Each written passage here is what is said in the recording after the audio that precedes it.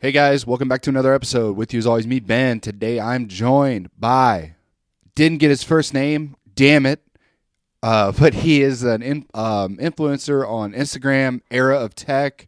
I know him by his last name right now, Tech, and great to have you on, man. What's up, Ben?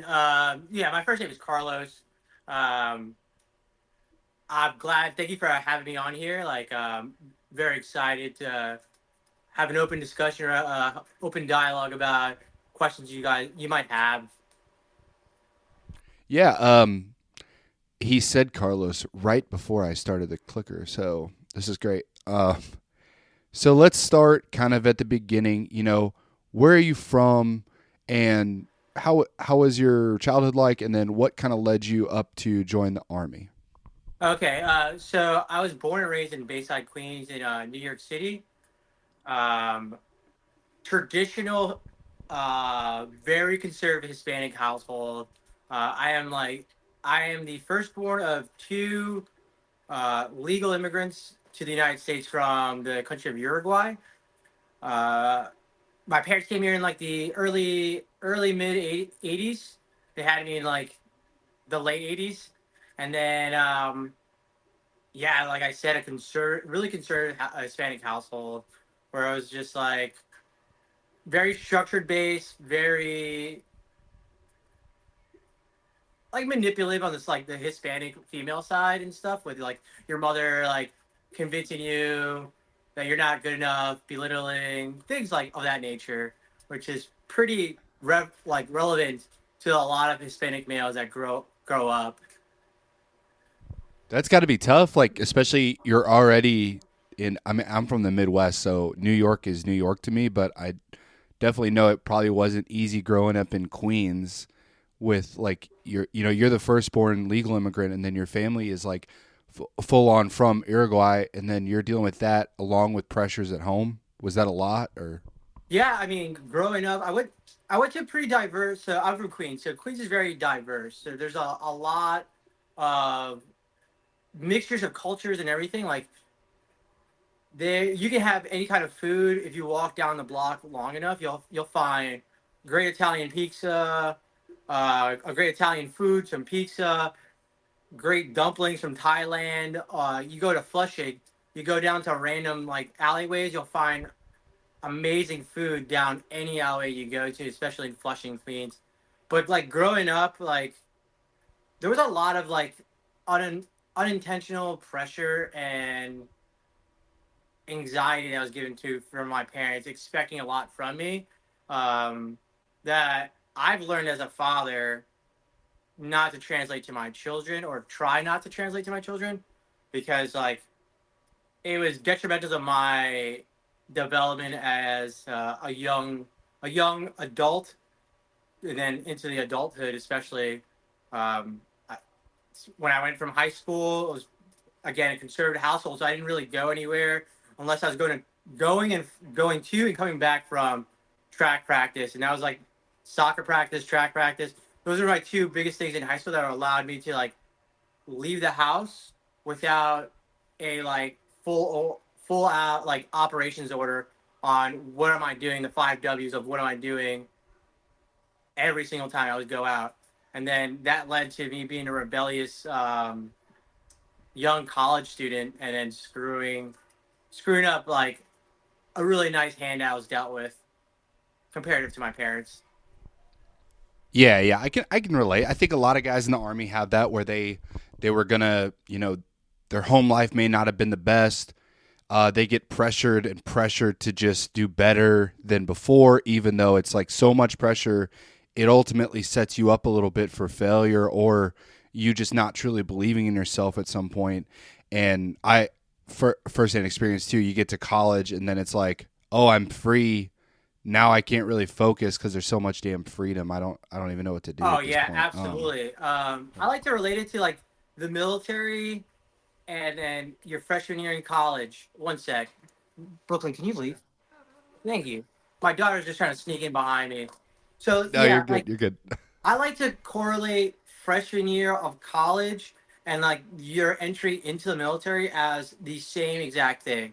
because you go from a very structured environment or an environment that you are well adapted to, and then especially if you're like going living on campus and everything in college, and you're going away from campus, you go from mom and dad doing everything for you or the majority of things for you to you have to take care of yourself, and that is a huge culture shock whether you go to college or whether you join the army or the military in general, which I see when I was at drill sergeant. I saw the same thing uh, with those coming in, and those the same like issues that I like saw when I got in college.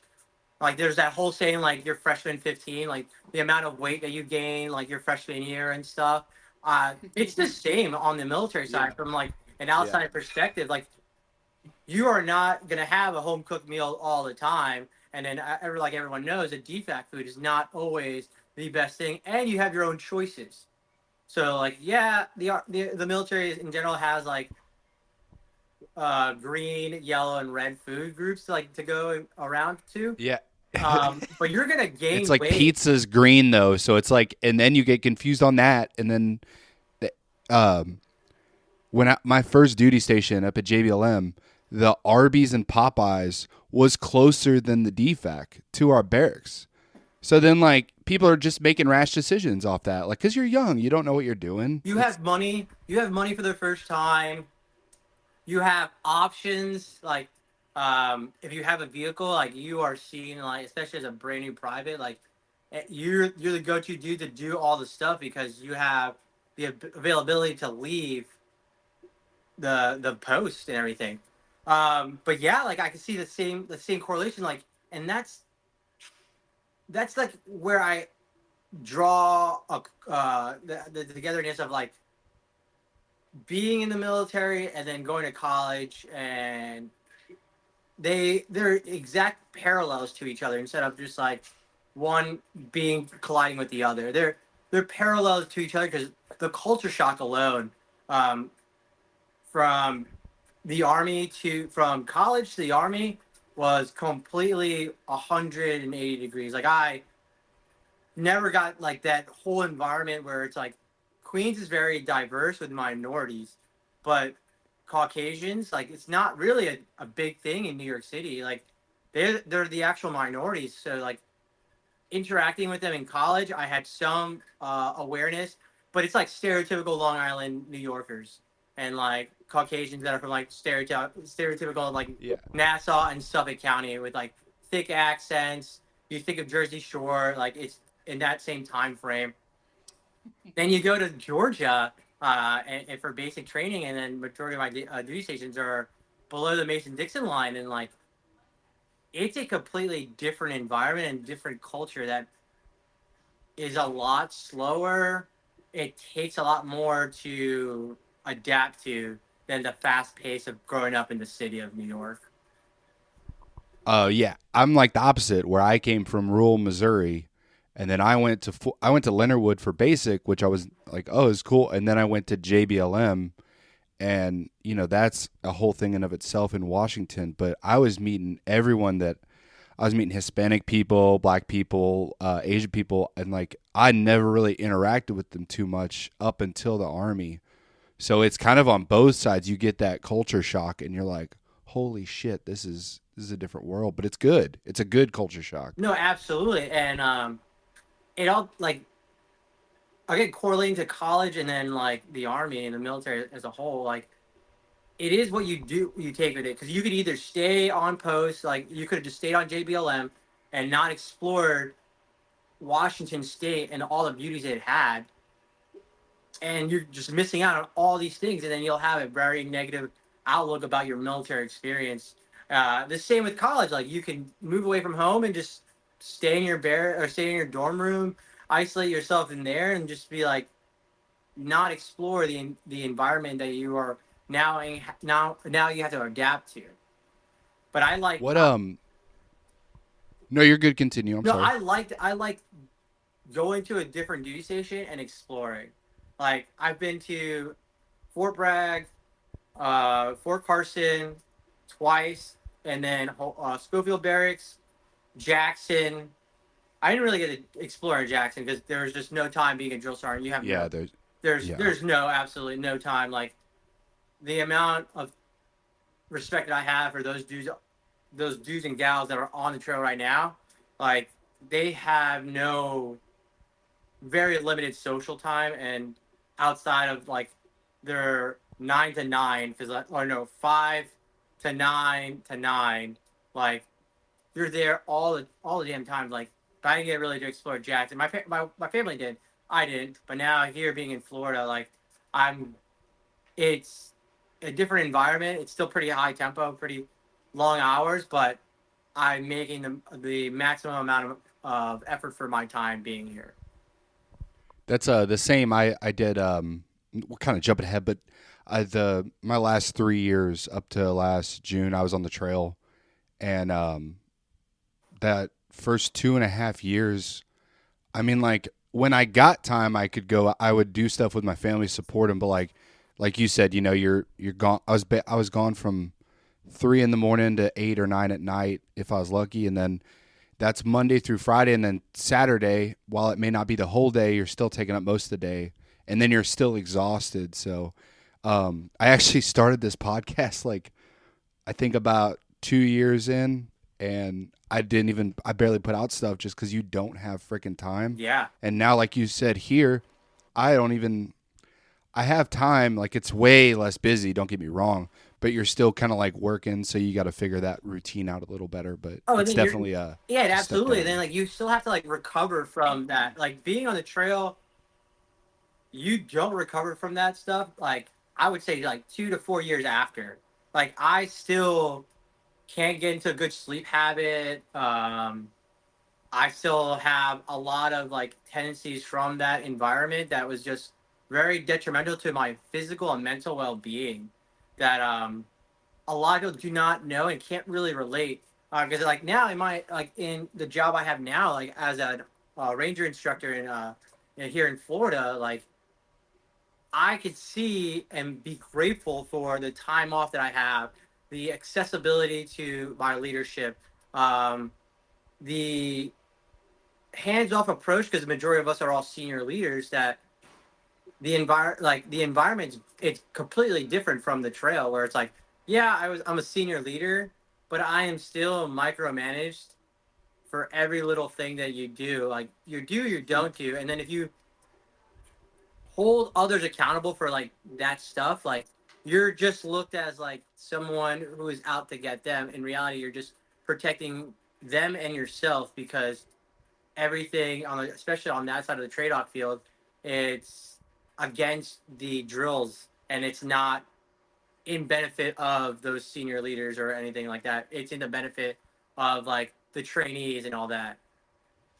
Well, and in that, I mean, in that whole environment, it's always preached to of like we have your back, we're gonna do what's support you, and then the second there's any pointing of the fingers by the trainees or whatever, your ass is on the line, not theirs. It's guilty until proven innocent, and I can't stand that culture right now in Tradoc. It's I know Leonard Wood was pretty bad about it. It gets me really heated. I had some bad moments throughout Tradoc.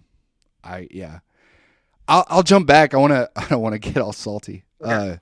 You were in college and um what what made you switch over to Army and what did you sign up for and everything? Okay. So for me in college, like being from New York City, in the middle of like 9/11 time frame, I was trying to enlist from high school because the majority of my buddies in they were they were in the JRTC, so the high school ROTC programs.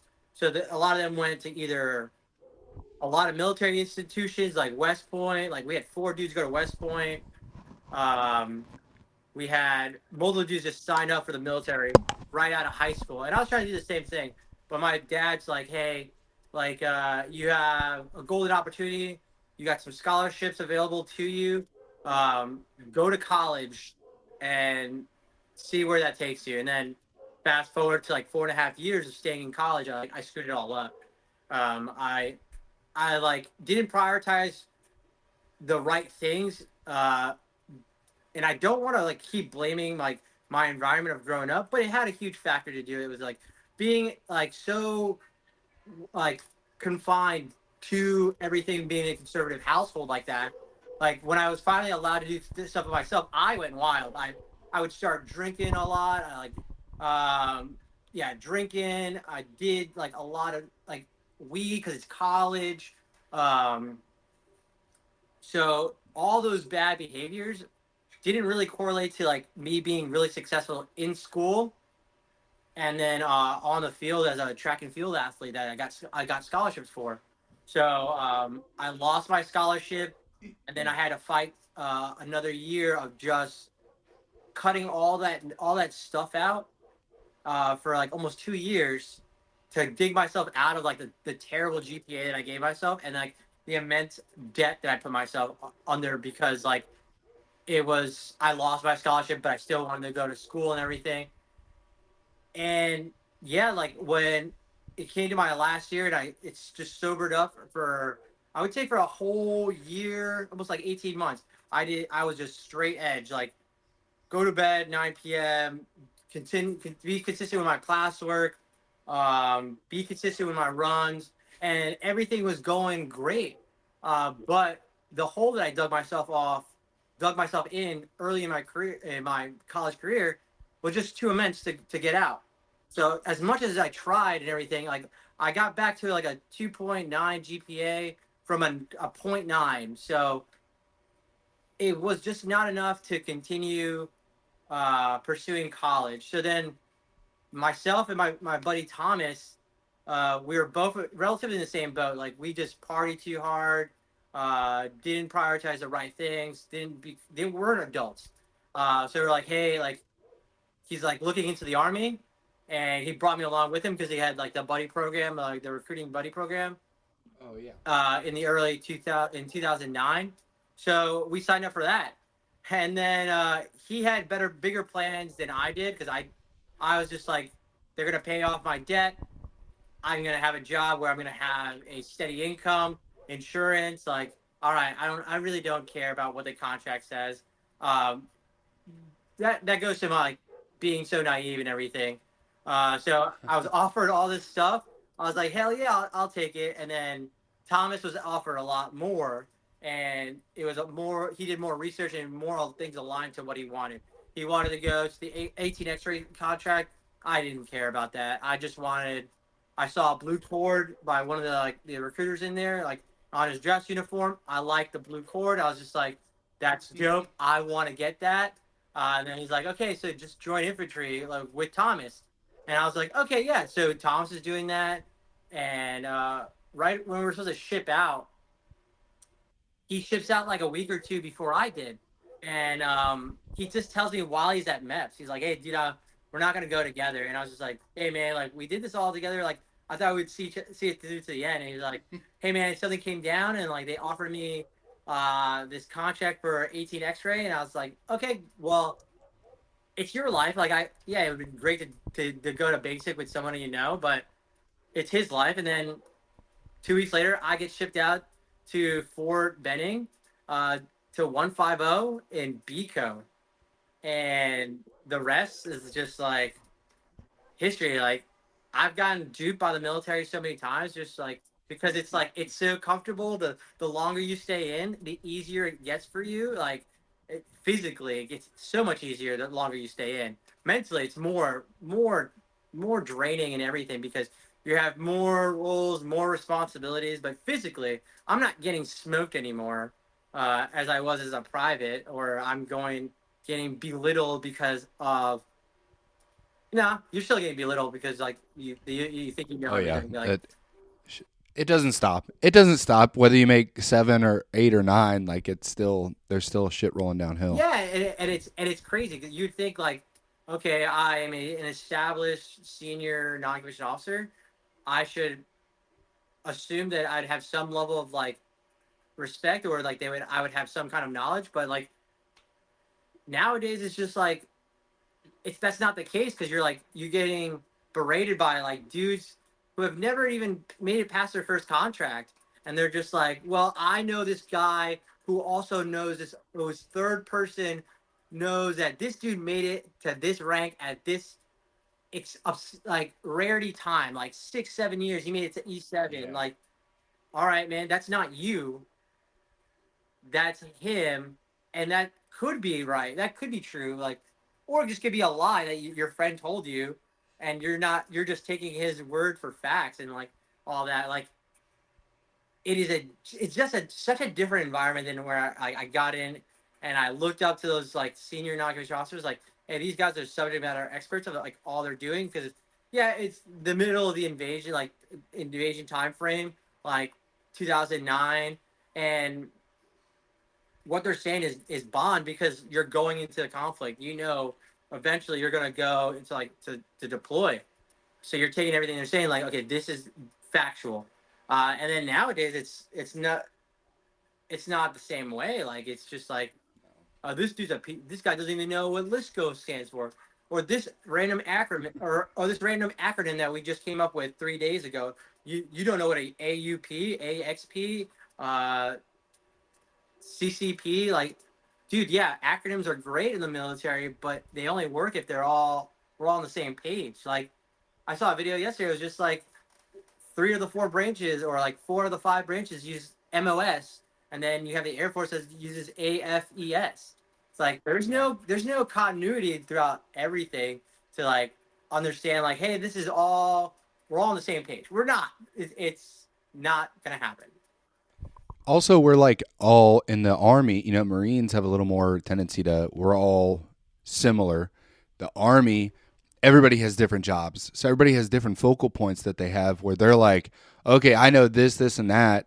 But the Army, at a certain point, really once you hit like staff sergeant above, they want you to know every aspect of the Army where you're like, I can try, but I'm not going to know all this shit. And then people get looked down upon because they don't know certain aspects. And you're like, as long as you're trying to learn it a little bit, at least, I don't think people should get shunned for not knowing certain fucking things when everyone is trying to do it. I think there's like 100 something, 160 different MOSs. Like that's a lot of different aspects of this military. Yeah, and there's a lot of MOSs that just get disbanded that no longer exist, and then they have to shift and change their priorities, and then the evolution of like war fighting just changes every time there's another conflict. Like, yeah, the GWAT was certain tactics and certain doctrine was great for that, but then you have in a LISCO environment now, like drone warfare and stuff like that's there's no we don't have firsthand experience unless it's dudes that signed up, went to Ukraine, came back, and did all that stuff, or they're contractors for that stuff. Like, it's changing constantly, and yeah, you're right. Like, if you're in the wrong environment, you're like, you don't know this. How do you not know this? Where have you been? I don't know. I've been doing other things. Like, how do you not know how to open an Excel worksheet? How about that? Like, how do you not know how to use an Excel worksheet and fill in uh the admin stuff. Like we're the same rank. You don't understand. How do you not know? Well, I was just staying on the line. I was like, you need to be well rounded, and like you said, like as long as you're trying, you can work with that. It's those dudes that are just so hard headed. Like, I don't need that. I don't. I'm not gonna do this shit. I don't. I'm I'm too not. old to I didn't. learn. Yep. Yeah, I can't stand it. it's always echoed throughout the whole military as a whole. Like, you have those outliers where there's dudes that are not humble enough to be like, hey man, I don't know this. And me, I am humble. I know that like I got rocked enough times in the head to know that everything up here is not like together the right way, and it's wired completely different. And I'm gonna ask for help. And do I get looked down upon for it? Yeah, absolutely, all the time. Like for me, like after my second deployment, and then like transitioning from like learning how to sleep again, talk again, like going through all that the process and stuff, like from like the TBI that I got, it still affects me 11 years later. Like an example is like the other day I had to, or last class I had to, we brief in the mornings, and I was briefing our plan. I wrote it down, I rehearsed it, I did all the things that I learned from my like rehab and therapy on what to do to articulate what I wanted to say. But nerves got the best of me, and like I knew exactly what I wanted to say. My mind is going 100 miles an hour, but my lips and everything are not at the same level because there's just that disconnect from the neurons getting trauma and stuff to it. And like it got brought to my attention, like, hey, you kind of stuttered, blah blah blah. I was like, I didn't think I stuttered. I have everything written down. Like I know exactly what I'm doing. Like it's not an issue whether or not I can articulate. If I know what I'm doing, it's just I can't articulate it well because the mind and my mouth is not connected enough. You know what I'm saying? And then like through therapy. Yeah, I think let's yeah, it's really even me. I don't have any trauma or anything, but I just have Oh like no, you when do. my You do. Like it's the brain and everything. Like from what I've learned, like the brain and trauma, like the body and the mind doesn't be like, oh, this is just military trauma. This is only military TBI.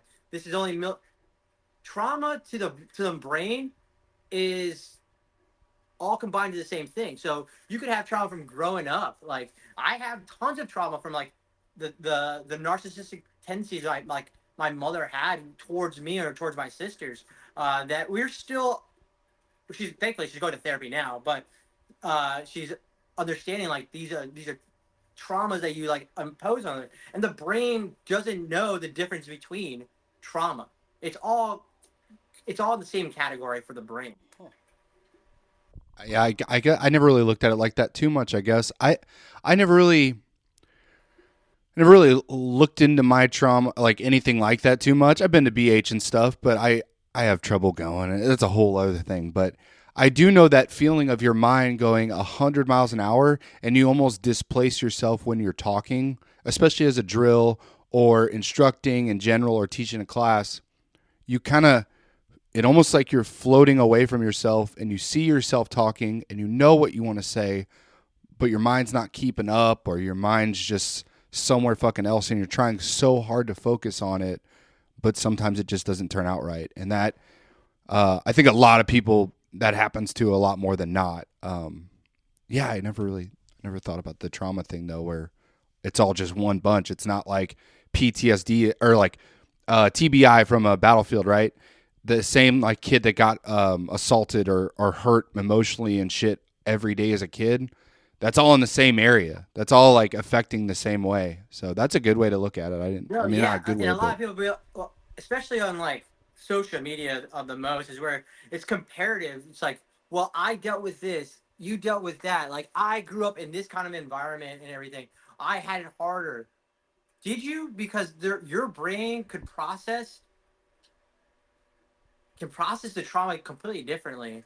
Like, yeah, uh, I had a great childhood growing up. Like I can't complain. I can't be like, oh, I'm from Queens. I had a there was a lot of yeah, there was gangs, but like they were nice. Like the gangs were there. Like they were nice to us because we were.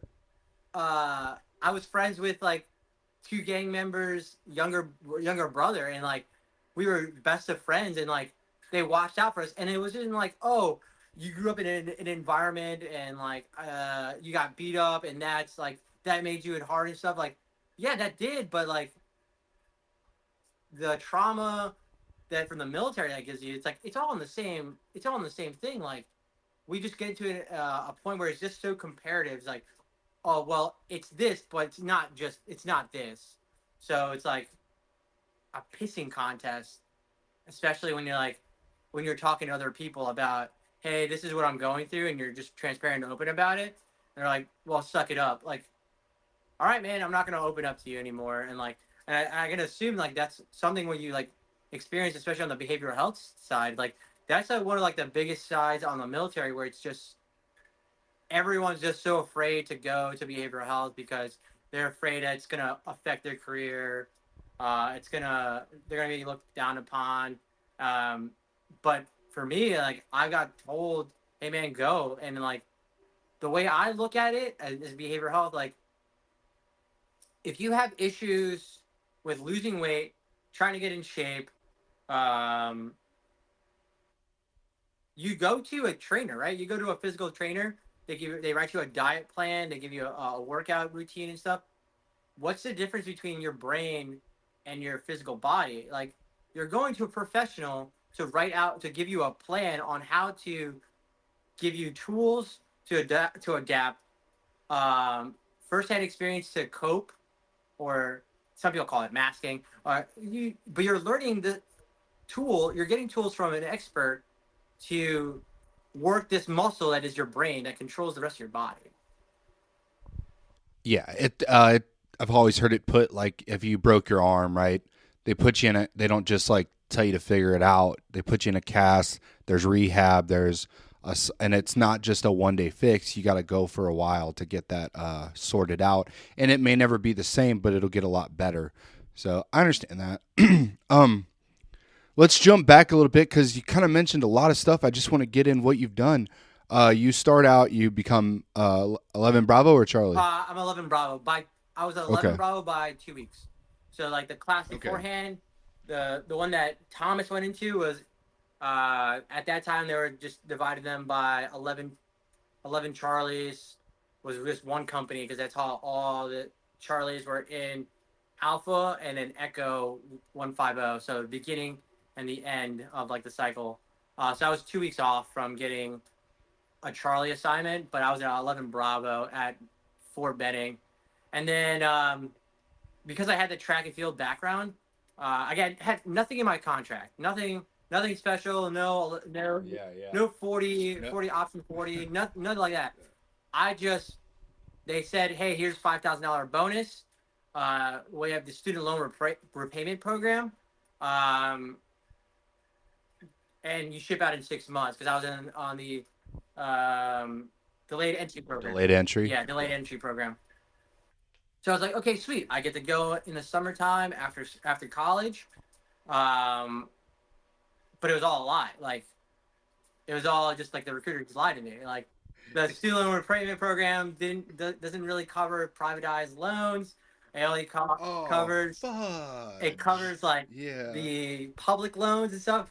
And then the $5,000 bonus at NEPS, the guy was like, well, you can only have one or the other. You can't have the student loan repayment program and then the bonus. So I go with like, well, that one's offering it's like 80K or 70K. So like, I'd rather take that than just the 5K. I'll deal with it. Then I get to I get through basic training. I get an airborne contract because a lot of dudes that had airborne contracts were just not physically what the airborne community was looking for at the time. I was a Yeah. solid runner out of college, so they're like, hey, you and I think it was like 6 other dudes. We all went to airborne school right out of basic training. Some dudes went did their 14 option 40 contracts.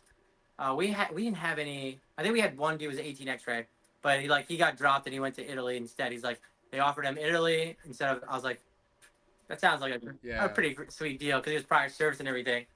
I get through airborne school. It was a pretty easy 3 weeks comparative to like any other military school that I've gone to, which is not a like a huge amount of schools, but compared to the other schools that I've gone to, airborne was physically the most easiest one to do, but like the most scary to do in general because learning that like at the end of it, like it's one of the highest schools of injury rates in all of trade off. It's the highest uh, rate of catastrophic failures, and that's why they went from the T10 to T11 parachutes and stuff because of like catastrophic failures, and then the injuries that people sustain from parachuting. So I get to my first They season. they push it so Yeah, sorry, I yeah, was yeah.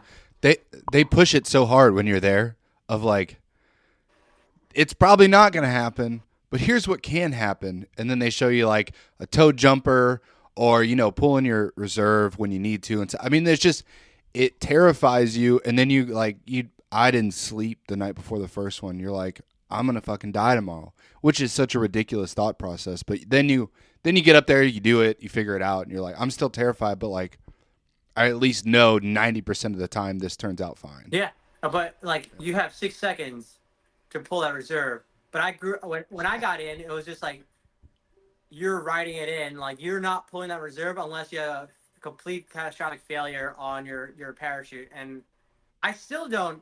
I still have never pulled my reserve. Still never like I've got over like 20, almost 30 jumps. Never pulled my reserve. Still fearful of pulling my reserve. Like I only spent well now it's probably 4 years now in the airborne community with like my current duty station and then the 82nd. Um, but when I got there to the 82nd, it was just a really eye-opening experience because it was just the unit I was in no longer exist. Well, the brigade I was in no longer exists. It got disbanded and got absorbed throughout the rest of the other three brigades. So I was in Yeah. 4th Brigade, 2508. I was on that. I missed out on that first deployment, the 2010 one, by a few weeks. They had a cutoff, and I missed it. So when everyone came back, like I was already at the unit for probably 4 to 5, almost 6 months, and the animosity that everyone had towards me instinctively because I'm the new guy. Yeah. It was just I didn't like it. I honestly did not like the toxicity that I saw there. Um, so I went on the deployment, came back. It didn't get any better. I I mean, I could do some personal reflection. Maybe I was the issue in some of the points, but I don't believe I was. I never had any corrective actions like where it was just like the police was involved, MPs were involved, alcohol was involved. I was never related into those things. The hardest thing or the worst thing I did was get married while while being the 82nd right before deployment. And that was a nightmare with my chain of command because like my chain of command didn't care about me at the individual level, and that counseling showed it to me because I came in with the student loan, all the student loan debt, and I asked around for a year and a half. No one knew what to do. No one, no one knew what to do on where I got to submit the paperwork. None of that stuff. The internet was there, but it wasn't. It still had It was nowhere near what you could do yeah, now. yeah. Yeah. You had AIM. That was your big thing. You didn't really Oh have. yeah. Um, so I got married. My counseling reflected that like I I'm going to inherit my wife's debt and all this stuff, and like that's my responsibility too. And I was like, sir, you have no. They counseled you on They that? counseled me on getting married, and one of the talking points was, you get married to this individual, whatever debt that they have, you are acquiring it as well. And then that went to go show me like they didn't know anything about me outside of like, hey, Tech can just run really fast. That's it. Because I got in on this student loan repayment because I had a huge amount of debt from going to college and not having a degree like out of it. So that was part of like I was like, hey, sir, like you really don't care about me, do you? Like she's been helping me get out of debt right now. I'm the one with all the issues. Like I'm the one with the amount of debt. No one here has helped me with like how do I process this paperwork that I got from basic training a year ago, and I still have it like in the manila folder and everything. And like, oh, you just gotta figure it out. All right, so like, cool. I get back from that deployment a lot. It was very kinetic. It was the 2012 deployment with the 82nd. So we're in Zari, Afghanistan, and RC East or RC South, in like past the Kandahar area, really close to really far west. And come back from that deployment, nothing's really changed. The biggest highlight of change I had was the Brigade XO was Major Mayo. Uh, he brought CrossFit to like the 87 or 4th Brigade over there, and the environment started changing to a positive. And then fast forward, like he later because of my battalion commander in Hawaii when I get stationed there, and one of the best battalion commanders, like one of the most relatable battalion commanders that I've ever got the opportunity to work with, like Colonel Mayo. Oh, now he's a colonel, but Colonel Mayo is just one of those leaders that like just left such a great impact early on in my career. Like I know when I went to Hawaii on my fourth duty station, he saw the 82nd patch, asked me where I was. I was like, oh, I was in 2508. He's like, come to my office. He sat me down, he's like, did you get a deployment coin? And I was like, no, sir, I never got a deployment coin. He's like, here's an extra one from that deployment. So he's like, he was the brigade XO, and he gave me one of his extra deployment coins. And I was just like, oh, this is, I'm just so happy for this to happen. It's little things like that that pumps you up, man. That brings relief a little bit and hope. That's awesome that he did that. Yeah, absolutely.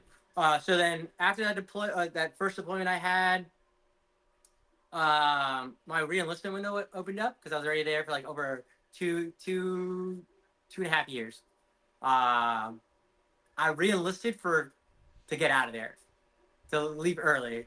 And that was a nightmare in itself because no one leaves this vacuum that is called the 82nd.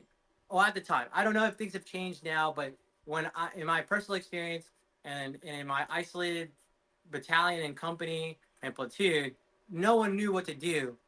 So I re-enlisted for Fort Carson. I was just like, hell yeah! Like they're on the deployment tracker. They're gonna go in on. They're just coming back. They were coming back the same time that we were coming back. Just they're offset by 6 months, and they're in the Korengal Valley. So they're going to do the whole train up and then deploy again. So I re-enlisted. No one knew what to do, so I had to figure it out how to PCS from Fort Bragg. And then when I was doing all that, I was getting my old team leaders and the dudes that were in charge of me hitting me up. Hey man, I'm PCSing. What do I do? Hey Sergeant, this is what you need to do. Like, yeah, because no one ever left. Then I went to Fort Carson to another brigade that doesn't exist anymore, 4th Brigade, that got disbanded, 112. And that environment was a complete different environment. Like, I enjoyed the brotherhood that I got in that unit. It was still light, so it didn't convert to striker. Oh, it wasn't mechanized or anything. No, it wasn't mechanized. Was just light. It was because they had four brigades. One was 3rd Brigade was Bradley's. 1st Brigade was 1st and 2nd Brigade were still strikers, and then 4th Brigade was still light. Okay. So the light infantry, they got disbanded, right? Because they had the least amount of things that they needed to move around. But yeah, the brotherhood and the camaraderie that I felt in that duty station was second to none. Like in my first duty station, it just felt like there's a lot of dudes that are just looking out to get you and like put you down so they look better, which was a very common occurrence in the environment that I was in. And then to move to a different unit and to see the complete opposite, it was awesome. Like so much so that I went back again to Carson because I loved that environment and like that is where I felt home. So I get on that 2000. We train up. 2013. I PCS 2012. 2012 to 13. It's all train up, and then as the new year comes around, I get onto the 2014 deployment, and I'm on the torch element. So I'm in that one of the first elements to go out there, and then the responsibility is completely different from like my first deployment where it was just like pushing white space and all this stuff. We were the aerial reaction force for RC South, so we were going in there, left seat, right seating with 10th Mount, I think, that were like we were going to be the security for the escorts for UH-60s onto different parts of all the RC South. Yeah. South, right? Because you said you were in the Korengal still? No, that during the second one, or no? No, that was one before. I came in, they were in the Korengal, so I was like, okay. Oh, okay. From that, and then we were going to Kandahar, so half of us went to half the battalion, well, the majority of the battalion went to Kandahar and pushed out from Kandahar to like Camp Hero, Camp David, all that stuff. And then my platoon was we were allocated to Fob Apache in RC South. So that deployment completely different. Like a lot more working out, a lot more chill, pretty consistent. Kinetic at sometimes, but not as a directly, but indirectly. Like because we were escorting the medical birds and stuff. Yeah. We got to see a lot more of the medical side, like the bad stuff on the medical side, firsthand. Like we were outside of a town that was owned by Alexander the Great. There was like a VBID that went off in the streets. Kids were in the streets, got injured and killed and everything. They were bringing kids in. But overall, like with that deployment, like in the middle of it, we had the UH-60 I was in. Like we got shot and it crashed. And then from there, I went back to CAF because of my injuries, and I stayed in Kandahar for another month with myself and my 240 gunner Chris, and we're still the only two dudes from the 14 dudes that were in that. Well, out of the, if you're not counting the pilots are still in. Two of us out of the 10 are still in the military. So the other 10 were just so jacked up Damn. that they had to get medically retired from my PL squad leader. I lost basically my whole entire squad in this one incident, with the exception of like my 240 gunner who was attached to us. So we stayed in Afghanistan for another month, and then we got redrafted with new orders at CAF to do a different mission. And at that time, they put me as I was an E5. I had no squad, so they put me as an E6 position as a squad leader. And I looked at Bramlett. I looked at my brand new squad. I tried it for 2.5 weeks, but I felt disattached from those dudes at no fault of their own. Yeah, it had to be very hard to go from that traumatic experience and all your guys dealing with that to jump in with this new group, partway through the deployment, Yeah, just taking over. absolutely, I and can't that's imagine. yeah. And I talked to that to like my platoon sergeant, my new PL. Then it got brought up to where the chaplain got involved. The chaplain was a really good help for us. Um, and then it got to the battalion commander and yeah, Lieutenant Colonel Voorhees, and then Sergeant Major. Yeah, Sergeant Major got involved, and then they were like, "Hey," a month later, like a lot of dumb stuff happened in that 1 month at CAF. Like the day after I got off the crash, we still we were in the hospital. We got released from the roll 3 like 48 hours afterwards, just so that we didn't have any like concussion issues and everything. So we got released 2 days after to go back to the unit, and we were on like a light duty profile for 10 days. Then mind you, we had no weapons. Me and Chris had no weapons. It was me, Chris, and Ryan. Ryan left within 4 days because he turned for the worse. Like his kidneys reshut down.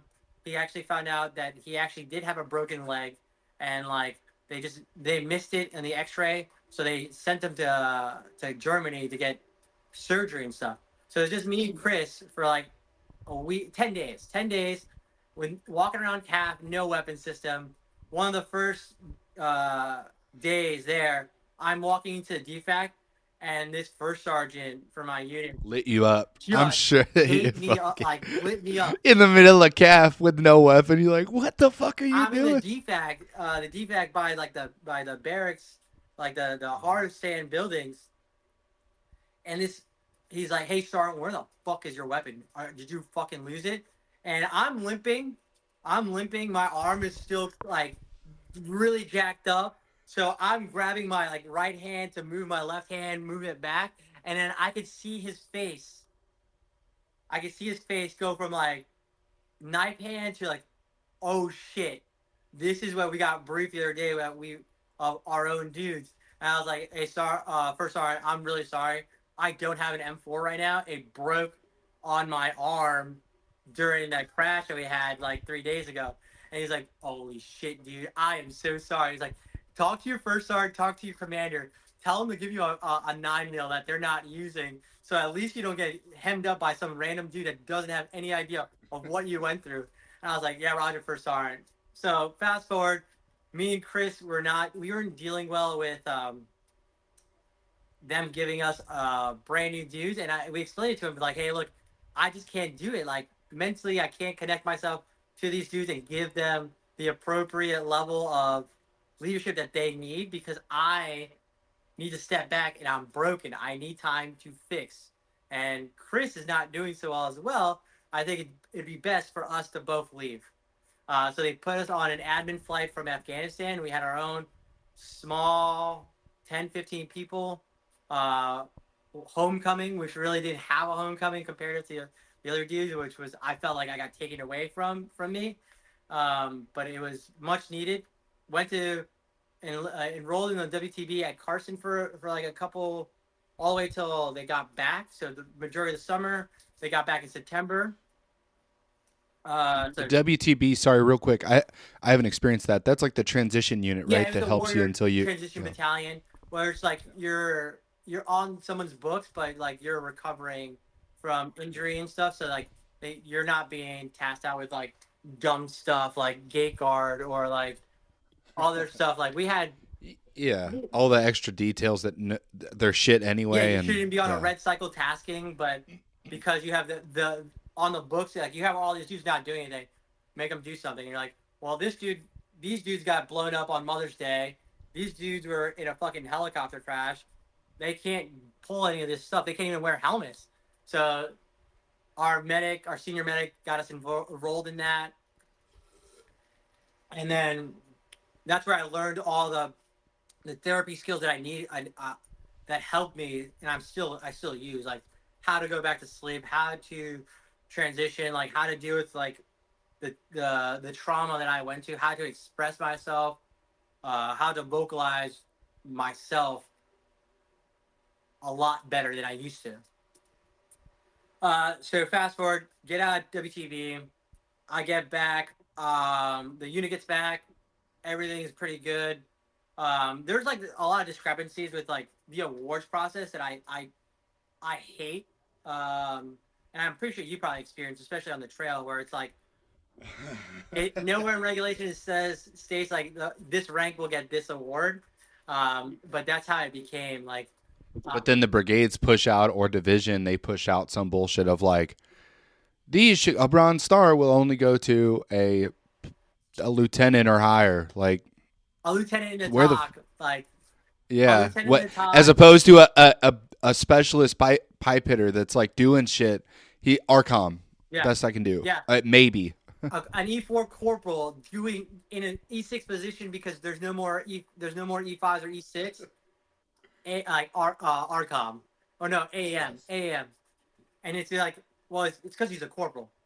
Well, then write the bullets for an RCOM, and then my favorite, like the thing I hate the most is like the dudes that are always complaining about the the the award system being broken are the ones that are writing these broken awards for their own buddies. Like, okay, you're just gonna look over this fact and not deal with it. Okay, cool. It only pertains to you. It doesn't pertain to everyone else. Like, but yeah, a lot of the awards that we should have gotten received because the initial investigation said was aimed in one direction, which was led by the investigated group to lead in one direction because there were certain political ties to a one star approving that mission that shouldn't have been Yeah. approved because it's like middle of the night, third time we've gone to that same area. We had intel, the SOPs and the TTPs that are developed where it's like if if our counterparts have this type of injury, they can be casevac on ground. why would you call up an aerial asset for someone who just got shot in the leg, who's stable? You can drive him to the local roll one, roll two, and you can make it there. But they called in the bird for a gunshot wound to the leg from one of our ANA counter uh, units down there. The local Yeah, forces, yeah. local forces, and it was through and through. So, yeah, we got hemmed up on that. We got shot at, mortared, all that stuff, and then all the awards that were initially put out from like I don't really want to talk about like the the heroic things that were happened that night because a lot of times it just circles back to me doing my job, and I don't see me doing my job as this like heroic thing. I was just fortunate to be there at the time of an unfortunate event, and because of the training prior to it, myself and the dudes that were there had the best outcome possible for a situation that was catastrophic. That shouldn't have been. We shouldn't have had that many people survive, but it was best case scenario for the worst case situation. So my platoon sergeant, PL, they're writing these awards. They're telling us about like, hey, like this, what you did was um, valorous level stuff, like throwing myself on top of my squad leader as we were getting hit by mortars, pulling my squad leader out of a burning helicopter, making sure setting up a CCP, uh, with all my injuries, still being able to bring guys to the first birds, transfer them, and transfer myself and the rest of our dudes from the roll one to the roll two, all the way down to roll three, the whole time, just being in the fight the whole time. I really didn't care about what they were putting me in for, but I know this a lot of the dudes that we were there with, it was their first deployment. I already had my CIB for my first deployment from the 82nd. It was very kinetic for a good chunk of the time. So that really didn't affect me, but it did affect a lot of dudes that were the younger cats, and they didn't get recognized for all the stuff that they went through because of, to be frank, it was the politics of the situation of us not supposed to be there. The initial investigation was it diverted all the blame to the pilots, um, and like the lack of hours and all that stuff that they didn't have on hand, and like the crew chief guys really didn't work with the pilot guys because they didn't have that time to develop working together because the crew chief came from Iraq, went back, got put on this Afghanistan deployment. They got integrated with these the Big Red One guy pilots, so they didn't really have time to like work together. So I didn't care because like at the time it didn't bother me. Like, okay, but the whole rumor mill was like, hey, they're putting you in for this prestigious award, and I was like, I don't care about myself. I care about all the other dudes. Like, as long as those dudes get what they deserve, because I know that I know in the hospital at CAF, I talked to my battalion commander. They had at at CAF they had like the Purple Heart in the hallway, so we had to walk up and down to make sure that nothing was broken. Like we kept seeing the Purple Heart, and then all the requirements like A through J, whatever requirements Yeah, to yeah. hit it, and then like one of them, like the I think it was like G point G or something. It wasn't. That's the one that we were like iffy about. Like, okay, everything else makes sense, but the G one directly impacted by the enemy. That's the one that it's gray for Right. us. Because it's a V bid, sometimes they are sketchy about it, right? No, it was it was it's not really a, yeah, well, vehicle, yeah, as an air, like a helicopter and stuff, yeah. We did have Yeah. a helicopter IED prior to that one on a different unit Yeah. where like the helicopter where the UH-60 landed on top of an IED and then they blew up. But Okay. ours was the for what happened to us was like, well, the initial investigation said it was pilot error or human error, and it wasn't because Yeah. of the fire that you took Oh, that initiated all that. And then, and how did we know that you got injured from the indirect fire afterwards, like TBI wise and everything? And TBI wasn't one of the things that was covered by the justification for a Purple Heart until 2019.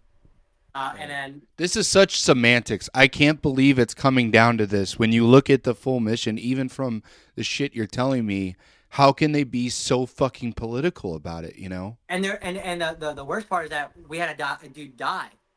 We had a dude die in this crash, and they gave him a Bronze Star.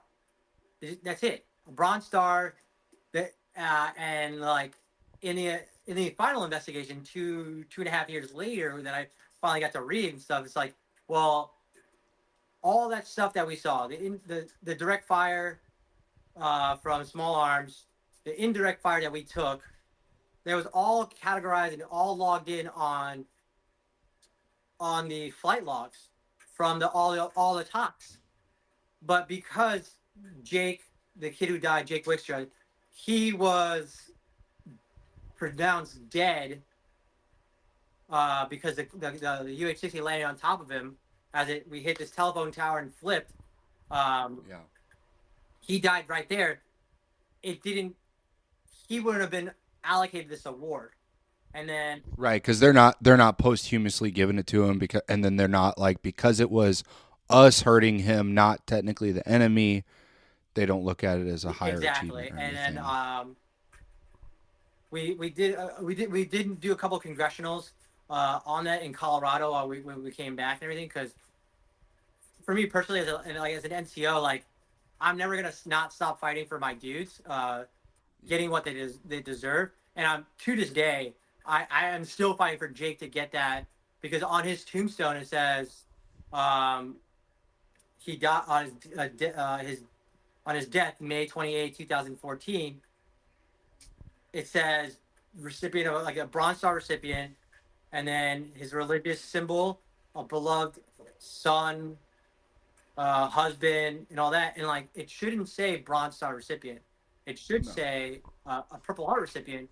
And even though it's been 11 years since that happened, like the process to get all that stuff is still, I'm still working through it, because regulations change all the time and everything. And I went with that initial investigation. They told me, my platoon sergeant's like, hey, we're putting you in for a Silver Star for the actions that you did. Um, on the hospital bed in CAF, I had uh, the 1 star. I had all these dudes come in that were stationed at CAF. They're like, what you did, based off the aerial footage, the ISR footage that they had, was just like, it's crazy what I did with the injuries that I sustained. I never saw that Yeah. footage, but I've had people describe what they saw in that footage, because I don't remember that portion. All I remember is getting knocked out, waking up on the ground, and then just starting moving. But the I yeah, Tech, I want to get into this more about, after that, because I think what you're doing is also heroic in itself of for that friend of yours that passed. I just got to take a quick break real Okay, quick. I'll be back in like 2 secs and we'll hop right back on. okay, no Yeah. problem.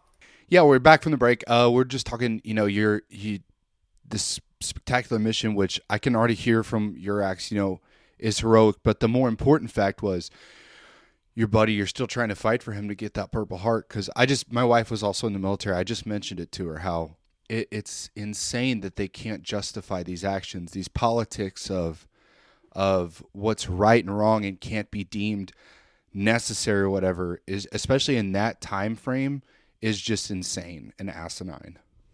No, absolutely. Like I don't want to come off like pretentious or anything, where it's just like, oh, I believe I deserve this. I could care less. Like if I could take a time machine and not go through this and not experience this, I would not go through this again.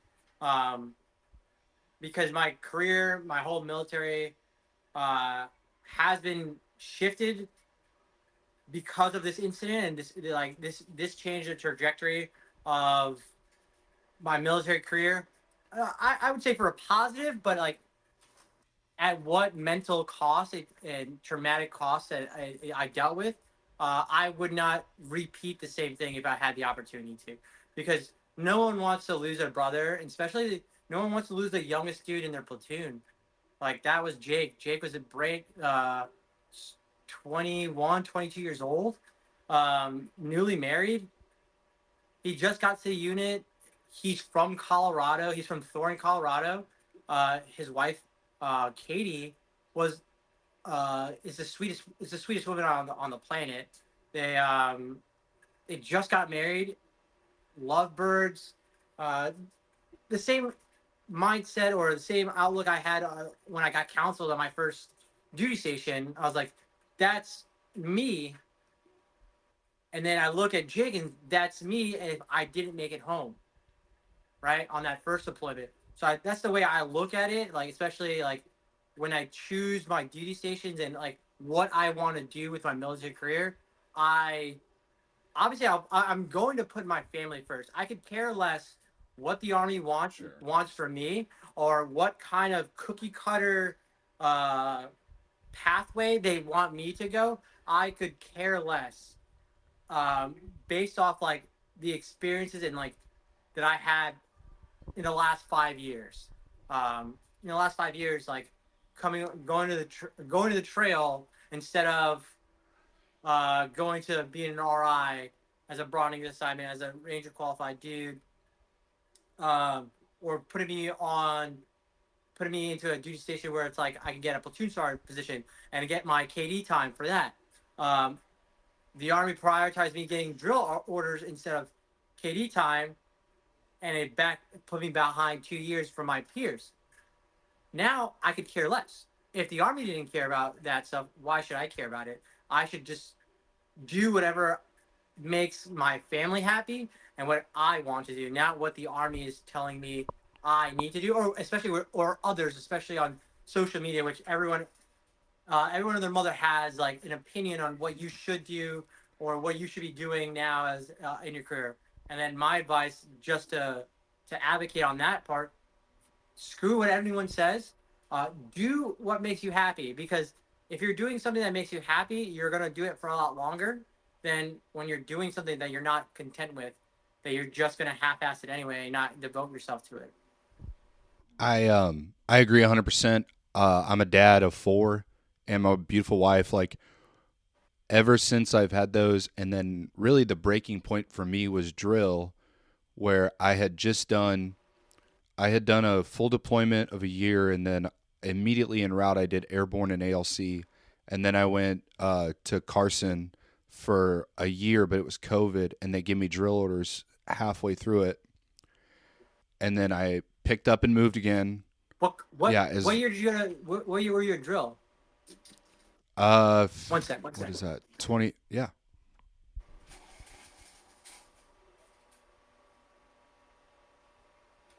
Okay, my bad. My printer was making a weird sound. No, you're good. You're good. I was from 21 to 24, so. Okay, so I was from 20. Yeah, I was a Oh, COVID okay. drill as well, where I had to do like the Yeah. hybrid, where you had to do like some of the teaching online, and then you had to go to the drill Yep. sergeant academy, and then you had to wear a mask the whole time. Well, and then we got shit on at our because number one, it's always awkward to talk about sometimes, but I was a AIT drill sergeant, right? Yeah. So that's number one, which a lot of people think, oh, it's cake or whatever. No, we had the same hours, and it's shittier because all the issues that come up in basic that those drills can't fix, we have to fix because they, for some reason, think everyone tells them, oh, you'll fix that in AIT or Oh, whatever. And I'm it's to like, blame. I've definitely yeah, if there were you some send me. I yeah. guarantee you sent me soldiers. Like it's so funny. Oh, absolutely. I definitely gave you probably so because I was a drill from 20 to 23, almost 23. Yeah, so it lined up pretty close. You know, all that stuff, and then I lived close to an hour away. So I'd wake up at 2:45, I'd go to work, get home around 8 or 9, and that was Monday. Yeah, it was Monday through Friday, and then Saturdays it was about a half day, but you're still waking up at 2:45. And then I don't want to ignore my kids, so we would go on trips or whatever like that Saturday or Sunday. but you're so like we talked You're about, you're so so exhausted. exhausted it doesn't matter. Yeah. My wife would get pissed, but she eventually understood. But I would fall asleep in the car within 10 minutes every time we drive somewhere. Yeah, bless my wife. And Bless my wife's heart. She has been like the best thing that's ever happened to me, because she even admits that being a drill was harder on our relationship than being deployed. same, 100% the same. And I only have one, but it's so fucking hard because you're just, even when you're home, you're not there, or you bring home traits. It took me a while. I had to break that, Oh but yeah, you bring home traits from work where you're just yelling, or you think things should go perfectly because you say so, but it's your kids. Like, you can't run it like that. and But that was my breaking point of like, I'm not going to let the army tell me what to do anymore. Like, I will do things for my family to make them comfortable over what like career progression is. Because like, absolutely. and like I've seen what senior leaders are, especially in my MOS, and like a lot of them either put their families second, or all they do is like tell their families, "Hey, this is what you signed up for. We're gonna follow my career where it needs to go," and that's so depressing to me. Like it, You think your whatever you kids lead signed up your for that? Your kids didn't sign up for that. hell no, hell no, and to just ignore them and put them on the back burner like that, I refuse to do. Oh, absolutely. I am It's an advocate about doing what makes sense for the family. Like, was it Sergeant Major Grinston, family first? Like he had that was his thing. I'm yeah, a full support of family first. I don't like the army is gonna be the army. Someone's gonna fill in that spot. If not, they're gonna find within. And guess what? If I'm there or if I'm not there, it's gonna get done because it's such yep. a huge, such a huge. The cog can't stop turning. It's not. It can't Yeah, stop it's turning. not. What am I gonna do? Like, and I learned that too. So like, oh, you try to fix things in your own unit. Like, oh, I need to change this and all that. Okay, do whatever your left and right limits are, but understand like it worked beforehand before you got there. It's gonna work after you're gone. So don't lose a part of yourself trying to fix something that is just not suited to change. Yeah, that's a hard thing when you become a drill. That's another thing that you learn from that is to be, I'd say, a self starter or whatever. You got to fix a lot of things that nobody around you has solutions for. Like either other drills don't know the answer, or your chain of command, in my personal experience, did not have the answers I needed, like whatsoever.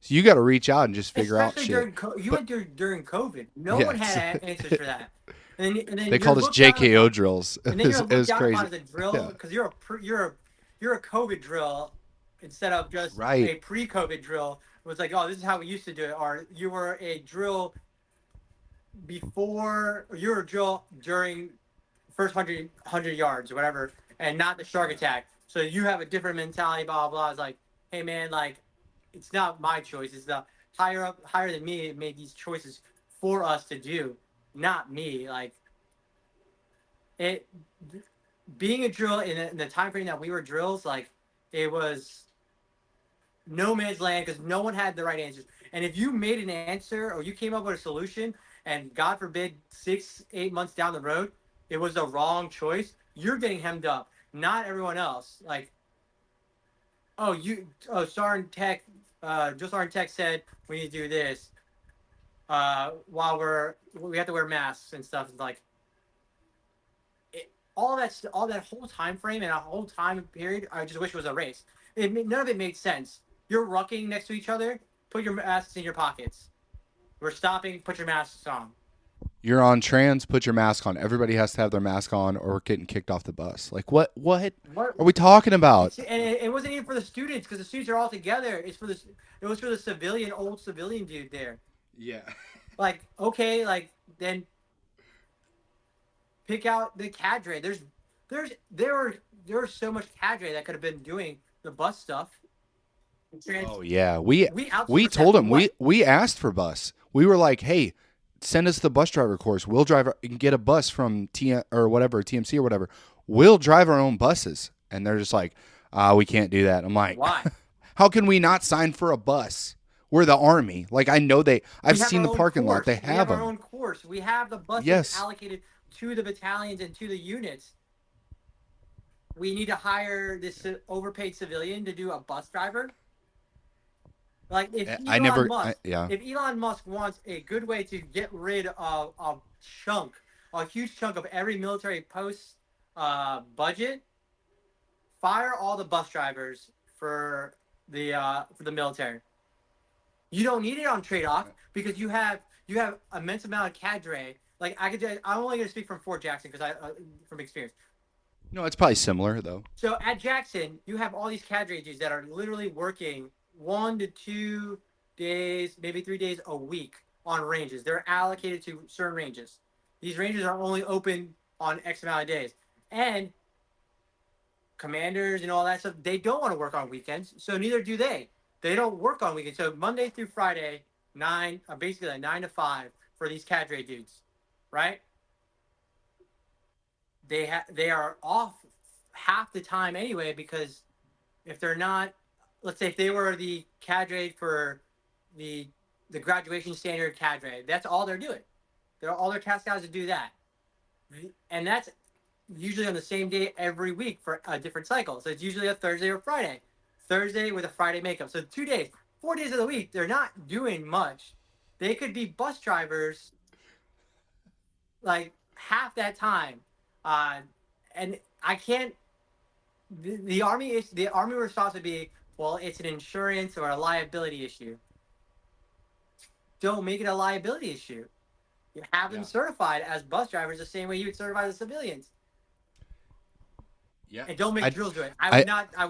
would definitely not let the drills do it Yeah. because they already Yeah. are lacking in sleep, and like adding that tasking to them, like that just spells disaster.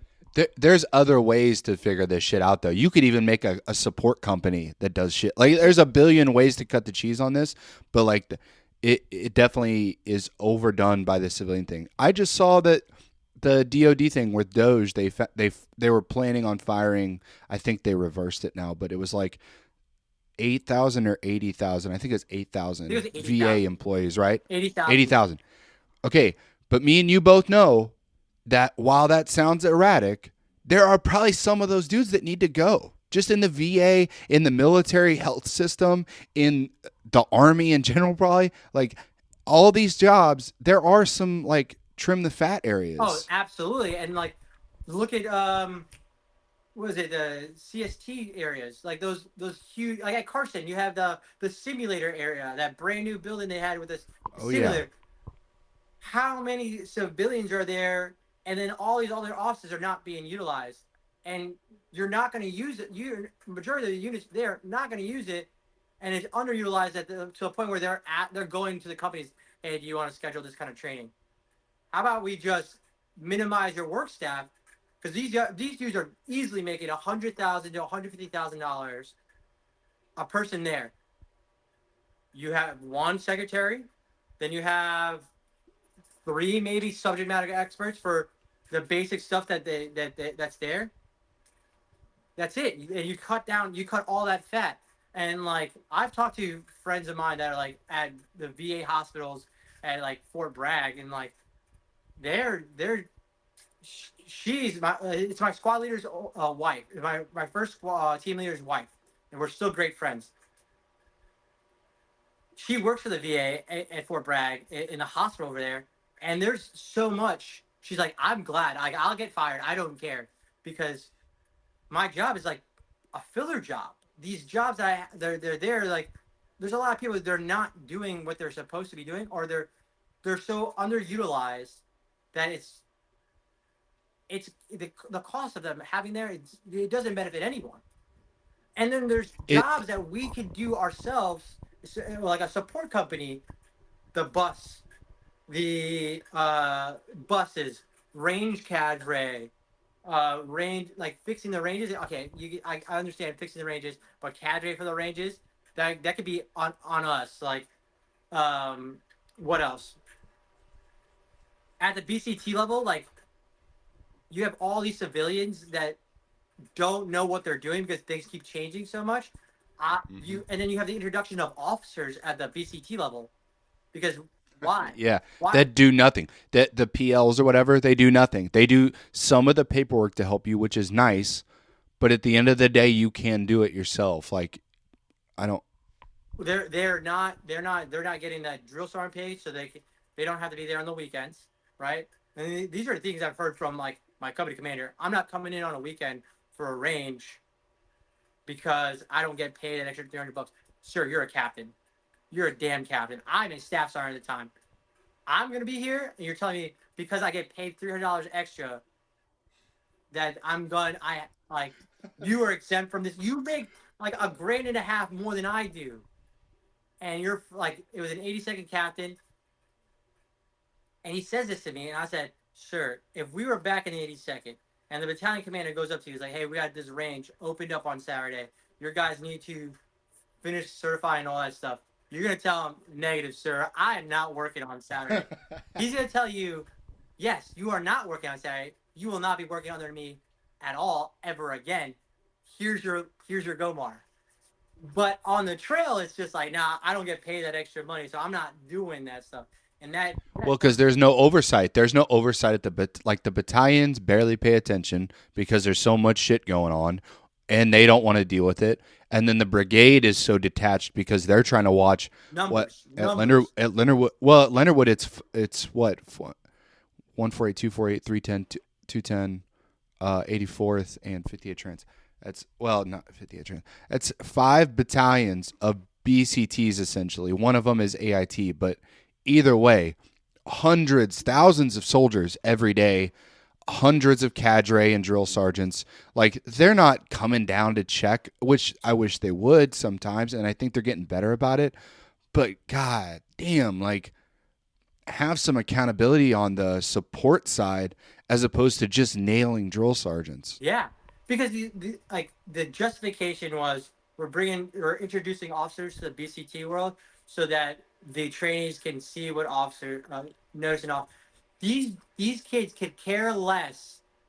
All they're doing is scared, senseless. Like hat, no hat, officer, cadre, dehatted. Like you're adding Shut my this. mouth. They're not gonna say nothing. They're not gonna ask them questions. They're gonna go.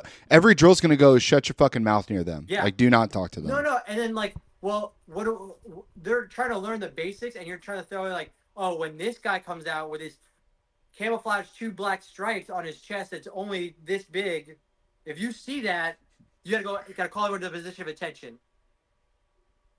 If you see one though, and it's like that big, you also gotta call him to a position of attention. But if you see a brown round or you see a sergeant with a drill sergeant patch, like you gotta go at ease, or the high. If you see first sergeant at ease, these guys have so much they're trying to absorb in, and you throwing officers involved, like there's no benefit whatsoever Yeah.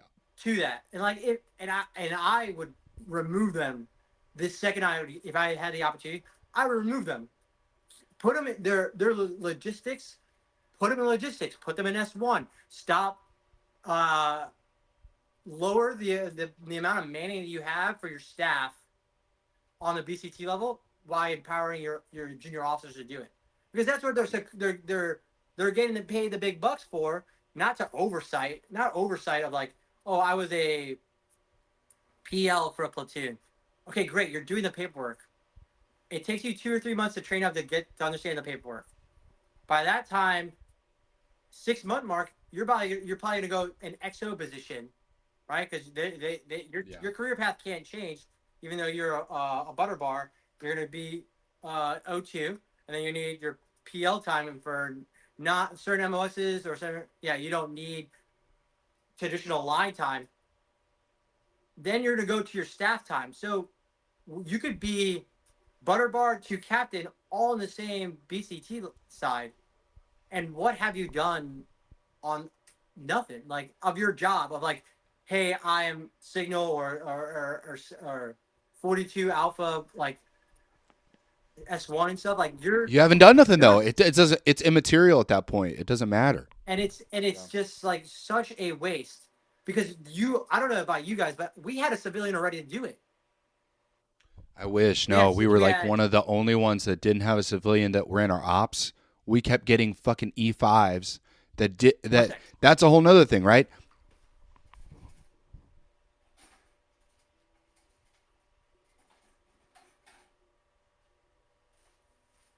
Yeah, you had E5s. No, you got me wound up now. E5's like they would throw in an E5, which were Seaburn, right? So they would throw in this E5 Seaburn that like he had either been down, I don't even like maybe at a company level or some shit, doesn't really have much experience. They get there, they get stuck for 2 to 3 years doing ops work. Well, an E5 doesn't understand counselings. They don't understand a chapter packet. They don't understand any of that shit because a lot of us are just admin. We're working the op shop or we're the what's called the like ops clerk NCO for a first sergeant, Okay. Yeah. or we go to a Seaburn company where you're just training your job and that's it. No one's going to know especially at TRADOC, the nuances of chapter paperwork, Article Oh, 15s, flag.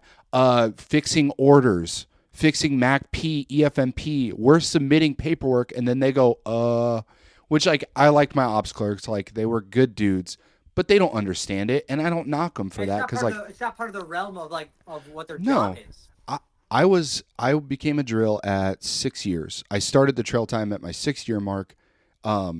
Did 3 years there. I barely knew the shit when I got there. You learn really fast because you got to figure it out. But like an E5 at 2 3 years with no technical experience, hell no, they're not gonna know all that shit. And I wouldn't knock them for it. We would get mad every now and then, but like for the most part, you have to be a little understanding. But you're so frustrated with the system at that point. And all the whole thing about the counselings have to be perfect. Your sworn statements have to be done by certain people. Like all this little shit that you get a brief on it for 2 minutes when you in process, and that's it. And I don't. Yeah, and the drill sergeant academy does not prepare you for any of that stuff. Hell no. It doesn't prepare you Hell for no. any of that stuff. It prepares you to spit different styles of pitches. Yeah. PRT, the importance of PRT, pitching, and talking in front of people. Majority of the time, and then what you have It's your a good public. It's a good public speaking class. yes, That's really but what it it should is. it should be reformatted to being more catching everyone up to speed because yes, we all go to BLC, right, basic leaders course, and you're supposed to learn X, Y, and Z from the BLC from BLC. A lot of people don't. A lot of people don't learn how to counsel, the importance of that stuff. Like it's not something that is it's emphasized, but it's not supported in the direction it needs to go. And like the Drill Sergeant Academy, in my personal opinion, does a terrible job with preparing you for the trail. Hands down, like I didn't do a single outside of the first 72 hours. The next decision, like that pitch for the first three, and that's it. PRT was more of like a structured thing, but it wasn't as rigorous as it has to be because you have all the other drills right there.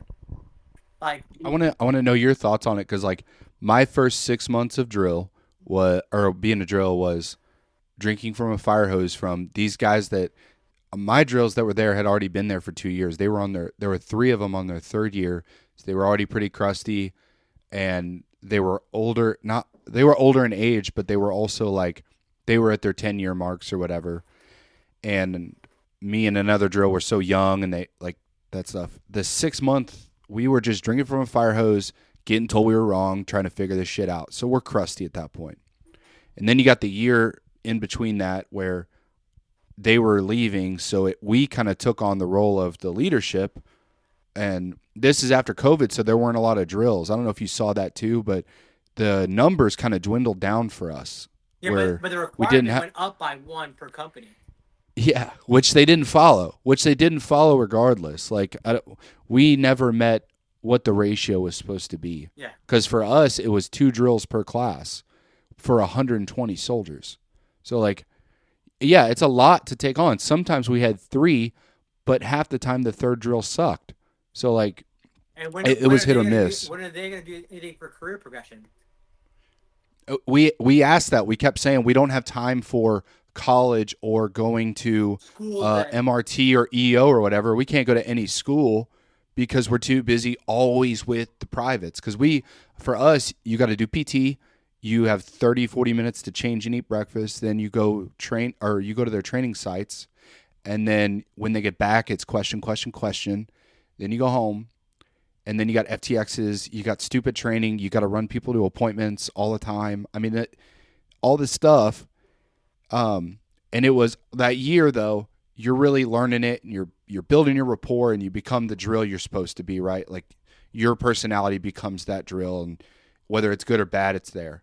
And then your last 6 months of the 2 year mark, at least, it was like, I'm kind of fucking over this. There's a lot of new drills. I don't think they think the same as me. And it kind of becomes an old guard issue where I'm like, and then I did my 3rd year and I'm like, I've become the people I hated. I'm crusty.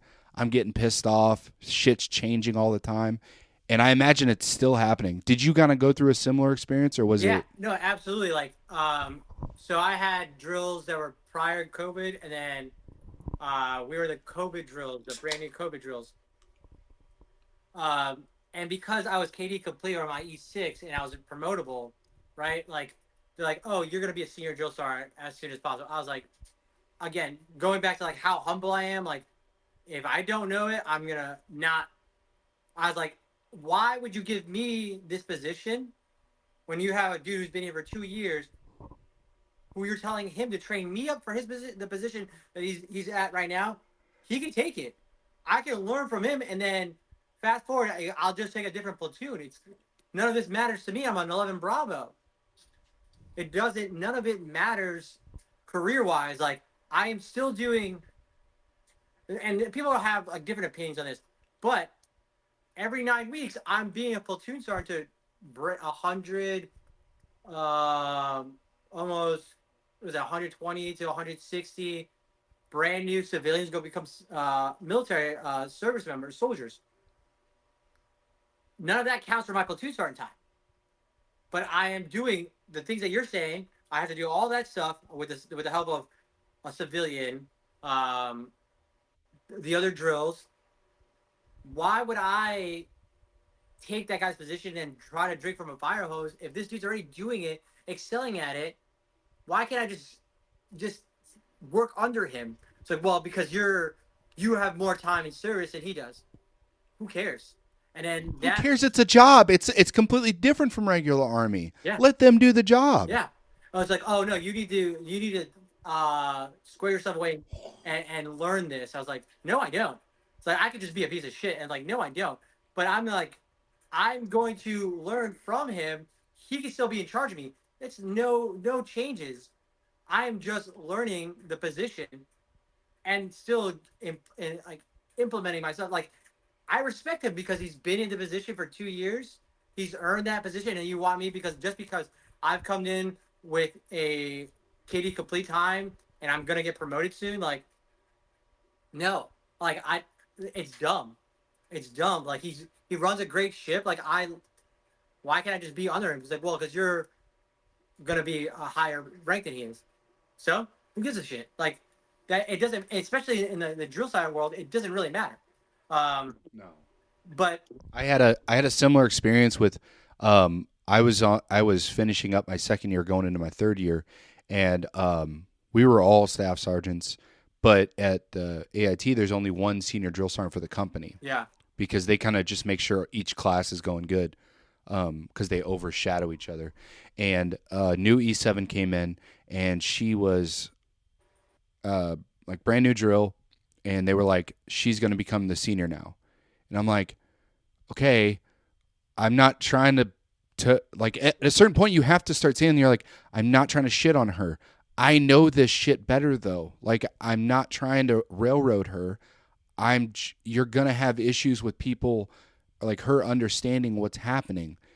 And they were like, she's an E7. She needs that position. That's what it's supposed to be. then, And I'm like, then, first of all, then, there's no MTO for that. Like, there's no MTO technically for a senior drill sergeant for us. oh, for you guys, So we were no, like, but for everybody else no, there is. It's like it was a right. 4 identifier or something like that.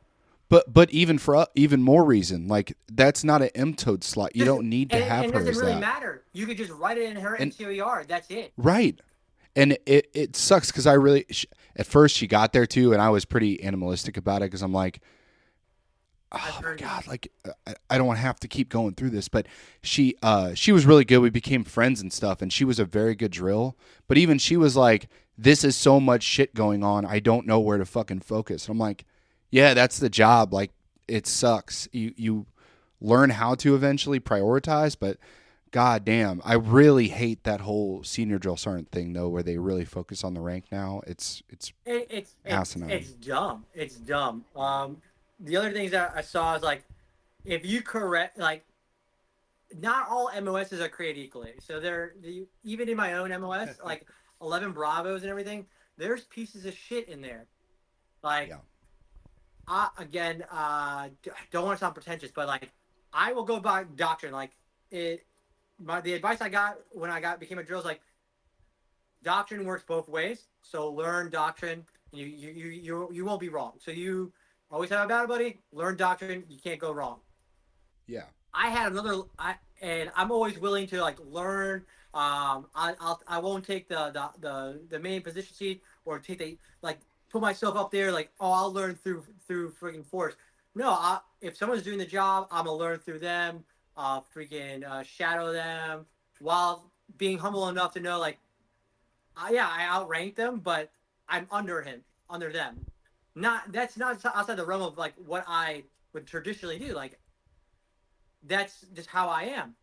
But you have these drill sergeants that are like on the 11 Bravo side. They're like they ain't studied, they don't know doctrine. All they have is war stories, and they'll stick to that as their whole method of teaching. When in reality, TRADOC does it. It's foolproof. You open the PowerPoint slide, you teach from the slide. You don't even need to know what it says on the slide. You just have to read off the slides, and then you should have these basic understandings on how to describe certain things, like for example, land nav, right? But we would always have these drills that are like, oh, I'll just throw it from the hip. What? No, man. Like, don't teach from the hip. Teach from what they approve from, and you can't go wrong. It's Yeah. there's no issue whatsoever. But I've had dudes where I've had to talk to them, and then it goes from talking to yelling them to getting direct into their face, and it's like it was very like I got moved around in a lot of different companies because I'm very vocal of things like if I don't like how it looks or if it's not if it's not the right answer, I'm not gonna stay quiet and be like, hey, we should I should look the other way. If something's going wrong and I know it's wrong, I'm gonna step up and say something about it. And a lot of Yeah. drills were like, well, this is how I've been doing it for X amount of cycles, 10 cycles. So you've been doing it wrong for 10 cycles and no one has had the audacity to tell you've been doing it wrong. And I'm telling you you're doing it wrong and now you're being defensive. And it's like, And even that, why can't you just say, "Oh shit, I'm sorry. Like I really thought this was right for 10 cycles." there's Like no way they could think it's it, right. Like, they don't, you know. there's no way you could think. Oh damn. For the example I'm thinking about is that I had one drill who's like, I've taught land nav for 10 cycles and I've just did it on the whiteboard. You're gonna miss so many things off that Yeah. stuff. And a few cycles before I got there, they had a group of trainees missing on the highway on the land nav course. The highway is like a click and a half Oh man. outside of the Yeah. training area, Jesus. and it's Jackson, so it's a really easy land nav where it's just Yeah. like it's made for basic training for basic trainings. And this dude tells me like, no, I'm just gonna teach land nav. I'm gonna teach land nav off the whiteboard. People, the trainees are usually more receptive that way. And I was like, I'm new to the company. I was like, no, it's my week. It's my duty week. You're gonna do it off the PowerPoint. I'll set it up for you if you just don't want to log in and set up the projector and stuff. That's what usually it was. Like, oh, I don't want to set it Yeah, it's all like up. half. I was Yeah. like, I'll set it all up. I'll stay here. I won't leave without my CAC. I'll set everything up for you. All you gotta do is open it. It'll be open. All you gotta do is hit the next button, the slide button. And here's And the And it's like you do that, right? If you want to teach from the hip, okay, just read the slides first. Just read the slide and then be like, hey, from my personal experience too, this. And then you keep, but you got to establish that basic level of doctrine like you're talking about, or it can go haywire. You're There just can be a lot of missing things you're missed. just gonna Yeah. miss things because for you have a grasp and understanding of what you're teaching. This kid who all he does is play Call of Duty, that's the only grasp that he has. You're gonna teach them. We're gonna teach city kids land navigation, and you're gonna be like, well, here's the different types of north, blah blah, blah, and you gotta add here, subtract there, you gotta find your deviation angle, here's your legend, blah blah. That's a lot. But if you're going slide by slide, you're not gonna miss something that it's designed for you to go. So fast forward, I told him you're gonna teach from the slides. It's my D week. I'm the senior. This is my second year as a drill, and he's like, "Well, no, I'm gonna do it this way." I was like, "The fuck are you are?" Like, he's like, "Well, your position is just made up. You're a senior drill sergeant. That position is just fucking made up." And I looked at this other 11 Bravo, and I said, "Get in the fucking office." So I get him inside because I didn't want to do it in front of the trainees. You're right. I said, "You are a fucking staff sergeant. I'm a sergeant first class. If we were both on the fucking line and you said that shit to me, you would have three other squad leaders beating your fucking ass. Telling me that I'm made up. My position is fucking made up. Like, regardless of how you feel about the position being made up on the trade doc side, I still follow, like, I still outrank you, and it's my fucking week. I'm telling you, this is how you're gonna fucking teach it. The company commander's in the background and, like, in his office, he's like, oh, what's going on? I was like, this guy's about to get his fucking ass beat because he tells me my fucking job is just fucking made up. I was like, then why the fuck am I here? If my job's fucking made up and you are not always you're the same drill that keeps coming up with the critiques every cycle of like fucking up, not knowing where he's at, all this shit, and then I'm the first person to tell you like, hey man, this is what you're doing that's wrong. Like you're gonna do it this way, and you're gonna just resist it, and then you're gonna throw that out at me. You're gonna meet some resistance back because I'm responsible for the week and for the training. But yeah, like to your questions, like all the time, and like MOSs are not created equally. Um, I've had some staff sergeant star first classes that were uh, top notch, and then I'd have other staff sergeants and stuff that are just like the bottom of the barrel. Because Yeah. I know they appreciate it at the drill sergeant academy. The top 15% of all NCOs go to the drill sergeant academy. That's a lie. That's a Yeah. goddamn That's lie. 100% a lie. Yeah, if my Yeah. OML number tells me anything, if my OML number told me anything, it's a damn lie. Like I had the worst OML number. It's like, oh well, it's gonna help you when you hit for EA. No, my number is still terrible for EA now. Like it and I can care less. Like I have 4.5 years left. I'm gonna do what makes the best sense for my family. There's no war right now. Uh, Historically speaking, like unless something that happens like that happened in New York City 9/11, we're not gonna go be pushed into another war because of like the amount of debt that we have in historic um like repetitions. Like it's historically Republicans who really don't a Republican president doesn't really put us into a Right. war, with the exception of George Bush because he had 9/11. But They it's crazy. I yeah, it yeah. Let's we'll get off the drill sergeant tirade for a while cuz I guarantee we could talk all day Oh about it. yeah, absolutely. It It's was there's so many. Yeah. like You the biggest pet peeve I had, the biggest pet peeve as an 11 Bravo going to the BCT world was that we would have MOSs that would eventually get attached to soft units or be attached to infantry units, and they have no understanding or no familiarization with crew served weapon systems, just the M4. We had because of COVID, we had no 249s, no 240 familiarization. We have the ranges. We did have. They stopped ordering the ammunition for it, so they never got reintegrated into the BCT world. And I had my cousin's at a drill sergeant now at Jackson. And I just asked him the other day, I was like, hey man, what dumb stuff are they doing now? And I was like, they're instead of doing patrol based activities in the FTXs, they're doing linear defenses.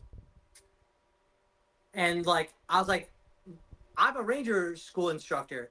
We do defense here at Ranger School in our phase, and the students have always have an issue with a defense because they don't understand the coordination efforts that it takes to talk to adjacent units. Like your interlocking sectors of fire has to be within the left and right limits with your adjacent units, and like especially Yeah. you're seizing a massive area, you need to have coordinations on both sides. How are you guys doing that at the BCT level if they don't have radios? They have no crew served weapon systems. They got runners. They're just runners and They have M4s. M4s. They have M4s in a defense. What Yeah. it it makes no sense. Like Yeah, that's wild. it's not even a 10 level task. They should learn the patrol based activities, a basic understanding of a triangle method where it's just like your key weapon systems would be in apexes. You have interlocking sectors of fires on your leg that's respective to your squad. Um, your attachments shouldn't be a part of your patrol base sectors of fire because they can always be moving depending on FPL, your final protective line, and your primary direction of fire. Things, all this stuff that they're trying to do at the BCT level, dude, at Ranger School, at the Premier Leadership School, are having issues with in the final Yeah. phase. It's great. I didn't, I don't know too much about that because I'm not. Like you said, I'm sport, or like I said, I'm sport MOS. I've had some experience with training like that, but no, not to that degree. That is more advanced shit that people don't necessarily need to focus on at the BCT level. No, Like especially with how the soldiers are now, it needs to go back to like true basic of understanding of this is a weapon system. Like just have them sleep with it again. That helps people tremendously. Just your basic warrior 10 level task. yeah, Like absolutely. that's what basics should be. It should not be thrown in uh crazy shit like that. Hear, Just move, have them come communicate. out. That's Yes. your main focus for the first 9 weeks. You really need to learn how to shoot. You need how to learn how to move. You need how to learn how to communicate with each other. Yes. 100%. You you do your time as a drill. I didn't really understand it. So you went from Carson Okay, to so Schofield. I went to Yeah. Carson. Yeah, I went We'll to jump back to Carson. that. Yeah. Got on that WTB. I re-enlisted. Went to Hawaii, and in Hawaii, I was stationed 127 with the Wolfhounds, and that's where I did most of my schooling, like air assault, Ranger School, and then combatives level 2. Those are the three big ones I did while Nice. I was in Hawaii. Then after Ranger School, I graduated Ranger School in 0516, so April timeframe of 2016. Then I tried out. Then I did Best Ranger in 2018, right before I PCS'd. I didn't do great at all. Like I didn't nothing to be. Well, you went to best ranger Yeah, competition, man. Like, yeah, I didn't make it past day one. When they had a double elimination or elimination for the first time on day one. Didn't make it past the ruck. I think the highest position we were in was like right before getting dropped was 33rd or 35th place. I'm proud of it. It's not what I would want. I would have wanted to have finished it, but like my partner got hurt on it. I had a cracked rib on it from my own mistakes. Then from 2018, I PCS from Hawaii back to Carson to go to Third Brigade, which was a mechanized unit. okay. So for that mechanized unit, it was again all the same thing as a drill. Like you get to drink from a fire hose and stuff, right? Like learning a whole new platform of the infantry, like especially when one as a staff sergeant, like learning a whole new platform and how a Bradley works was Yeah. rough. But I did a year train up with them, and then I deployed in 2019 to Kuwait for a couple months, and then Syria, and then I did like 5-6 months in Syria, which was a blast. Um, Oh, really? yeah, I loved it. I mean, the area I was in, it was just we were so disconnected. You knew when higher ups were getting there because we were the only ones in that area in the art in that part of the Damascus Highway in the south. Everybody else was to the north. We were like 40 miles, 50 miles from the Jordan border. It was we were isolated and it was great. I come back from that deployment. Um, my star major, I didn't really get along with my star major. He was a tanker. They had the pre ranger program at Carson, and I was like, that's what I want to do. I want to. So I did that for a year, and then when there, I messaged the division command sergeant major. He was my old brigade sergeant major. Give me 1 second. Yeah.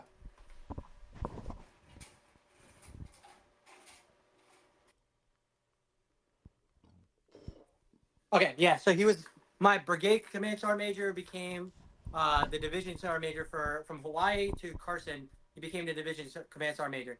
So I messaged him. I was like, "Hey, I want to be part of the pre ranger program that you guys just started up in 2019. I think that's the direction of where I want to go and everything." And he was all on board, following the same model they had at the Lightning Academy in Hawaii, where it's like certain battalions, certain brigades are you're tasking certain individuals that are qualified to go to these schoolhouses that are on internal. So I stayed there for roughly a year. Right before, I came back in 2019. Um, then 2020, he's like PCSing out, and then I was like, okay, now my window is about to be opened up. I'm gonna go re-enlist to go X, Y, and Z, and I come down and orders for drill, Oh. and I'm like, So now you got to re-enlist to make time no, requirements or sorry, whatever, I didn't right? have to re-enlist. I did a 6 year contract out of Hawaii. I did Oh. a 6 year contract, so I couldn't re-enlist to get out of it. Yeah. So I still had so I'm at year three. I had 3 more years left on that contract, and they're like, "Well, just that's enough time for you to be a drill." The second I got that email at like 10 in the morning, 11 o'clock, I am reaching out to my branch manager. He's like, "Hey, you're not being considered. You're going to be a drill," and I was like, "Well, do I have any choice on where I want to go?" He's like, "Well, yeah." I mean, it's the first day. I was like, "I want to go to Jackson." And he goes, "You're an infantry drill. Why do you want to go to Jackson?" I was like, "Because there's enough dudes, enough good leaders at Benning. There's you're gonna need some good leadership at Fort Jackson, and I'd like to go there. So go to Jackson, have a miserable 2.5 years as a drill there. I think within the 2 years I was there, I think there were 6 months that I really enjoyed it, and it was when I was in DECO 339. I was under Becker, and I had two other drills. We were in DECO. We were the Wolfhounds. That was the best 6 months I had as a drill because we were fighting on who would go home, like who would stay, and we are like, hey, you need like we. That's how much we loved being around each other because we fed off each other's energy, and it was just Yes. a great. Uh, four. It was us four was just great to work together with. And we fed off each other because the senior was Becker and he was a fister. Dude was a by the book kind of dude, and I love that. I love the by the book kind of dude because that means like he's watching out for you, you're watching out for him, and the doctrines about your. It's like the rules and regulations are on your side. Then I got promoted, and then I had to go to a different company. So they sent me Yeah. our ACO to clean it up because what I did in Deco, well, what we did in Deco is our platoon, us four, cleaned up all of Deco, and we are a well-oiled machine as all of us were. We were always watching out for each other. Yeah, there's always that one platoon of drills that are just like the worst, and like they're not planning stuff in. Like they're always like substandard, right? And it's Yep. just like, and for us, it was our first platoon, and Yeah. every time it was their duty week, we knew that we had to pick up the slack and all that shit, and they didn't really care, blah blah. But so Deco was a well-oiled machine, and Star Major talked to me. He's like, "Hey, you need to go be a senior in in ACO and clean it up over there. And I went in there heavy. I went in there gonna change everything up, and I met so much resistance that like when I tell you like I was at the end of my rope, I was at SLC at the end of my effing rope with like ready to drive off a bridge, ready to drive off the bridge in the back of SLC, right on the Chattanooga River. I had a plan. I was there, Jeez, and man. I had a bottle of whiskey in my hand. I was in my truck. Truck was on, and then I get a phone call from the division's command sergeant major, Sergeant Major Tavernier, and Sergeant Major Tavernier, like he followed me on social media. He was my first sergeant in Hawaii for HHC. He noticed on my social media like how depressed I was getting like over time, Yeah. and he called me right before I was gonna end it all, and he literally took me off the edge. So that dude, that intervention from that senior leader, uh, saved my life because I was at my tail's end.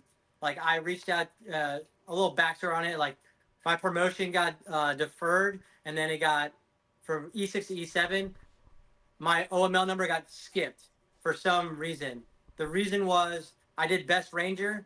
My unit never sent my paperwork to HRC schools to defer my school date. When they did, it was 5 days too late. So the SLC was divided into two phases: phase one, phase two. Phase two, I was canceled out of. Phase one, I looked up, I showed up as a no show. So that so Oh. I lost. I broke. Ruptured my Achilles. I ruptured my Achilles, my MCL, ACL on my left leg from Best Ranger. My coach from Best Ranger dropped us the month beforehand, so we were out there, me and my partner, out there to survive at Best Ranger. Did terrible. I think we were like 50th or 48th place was our highest place. We were last in like everything because like our training, we had no one like no help whatsoever, um, and no fault to my partner. I just sucked. I was overtrained. I followed his coaching to the T, and then I was burnt out. I burnt out too early. And when Best Ranger came Yeah. around, like I was, I had nothing in the tank from the gun. Um, so I'm in a low point, real low point in my life. But the battalion's like, we're not paying for the housing or for the hotel room for you guys to stay at Best Ranger. You had adequate housing establishments at Fort or at Camp Rogers, which was an open Yeah. bay. It was an open bay. It was just Yeah. Yeah. Yeah. um, You know what's sorry, I hear all this, man, and I've been there. Trust me, I've been there where you're at the edge and you fucking hate it. You're done. You're like I'm at that point. But then you look back, like for me seeing what you've done from, being in Queens to where you are there, you've done so much with your life. It's amazing what you've done. And I like and I've had people tell me that that you get to a point of like you're done and then everyone on the outside is like you're crushing it. But inside you feel like no, you I'm only look at the fucking failures. You only look at the yes, you only look at that. But then it really takes something to switch where you got to be like, okay, maybe I'm not that. Maybe I'm something better. But but it's so hard to keep the optimistic view over seeing the shit. well, for me and my downfall is like social media has been just a huge factor for it. Like, um, I I I share my stories and like share my resiliency on an open platform for everyone to see. And as much as it's a positive, it's also a negative because you're opening yourself up to people who have not come to grasp with their own shortcomings and their own insecurities, and they are going to project those insecurities onto you. So eventually, all that negative energy will affect you, no matter how resilient you were.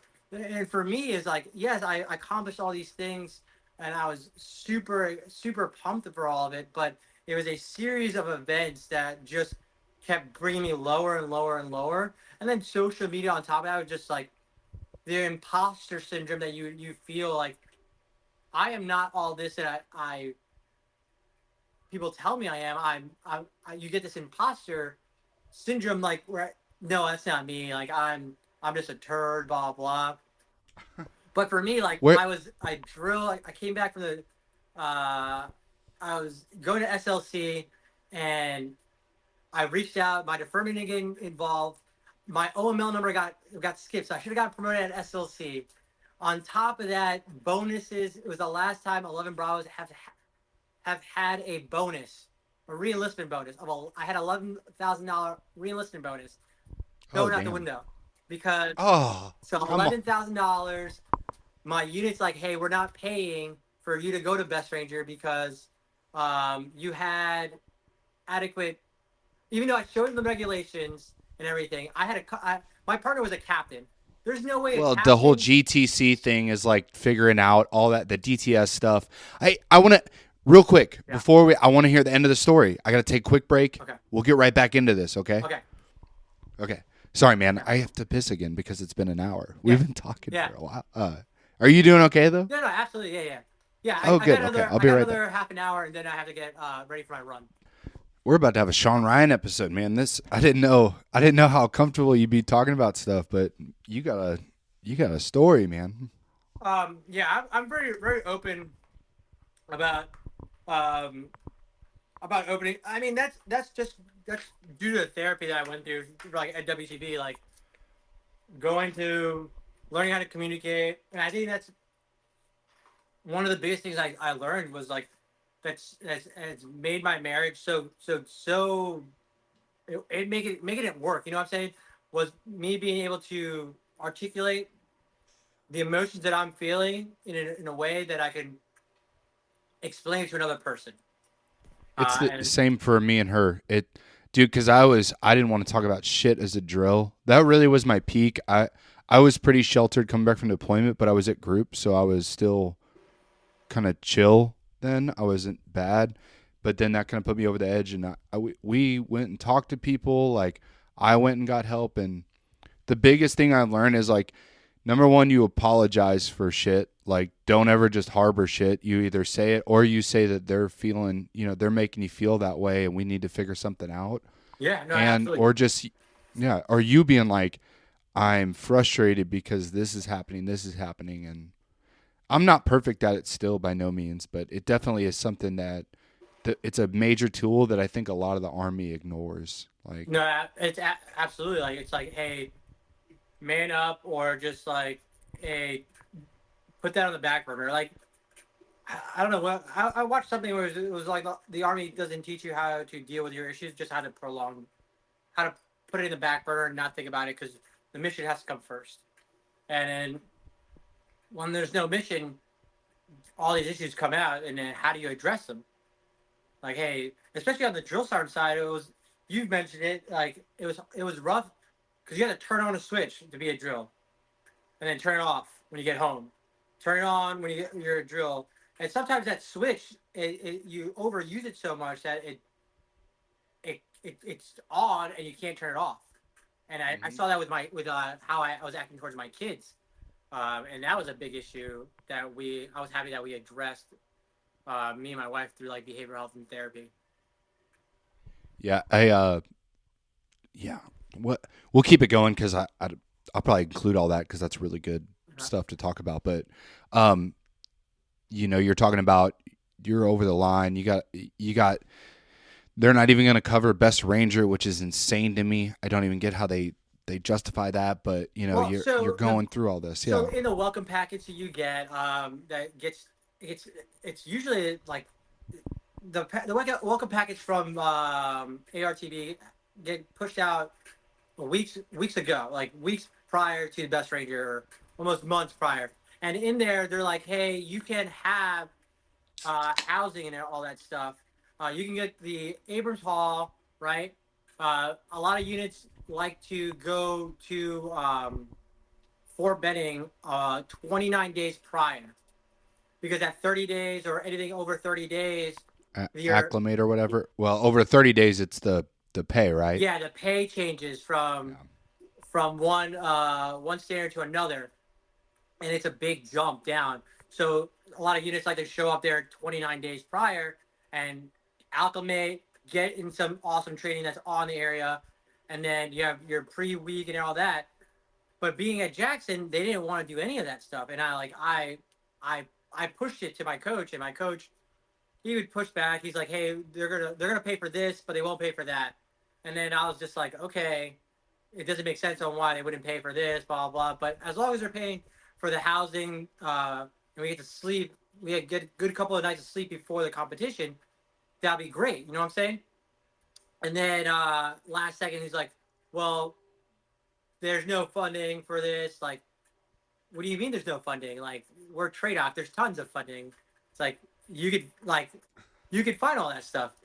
So we went through it, submitted all, everything went good, and then we started getting like after Best Ranger, I started getting messages saying, "Hey, this is gonna get denied," all that stuff. Battalion and brigade wasn't tracking this. I was like, "There's emails that you guys are CC'd on tracking this stuff, and And there's they should have transcripts." already had to sign an It authorization. They should was. have already signed. They Yeah, had I don't 16 pens how and the everything. money's already fucking there. What it? Yes. And then they're like, "Well, we're not gonna pay for the we'll pay for the room, but we won't pay for the per diem, like the food and stuff." And I'm like, "I'm a drill. You're telling me I have to pay all this stuff out of pocket." So my deferment didn't go through for Best Ranger. I screwed up. I got hurt at Best Ranger. I get back to the line. I get an SLC date. The next SLC date. I'm in SLC. I'm having a pretty positive experience in the beginning, and I'm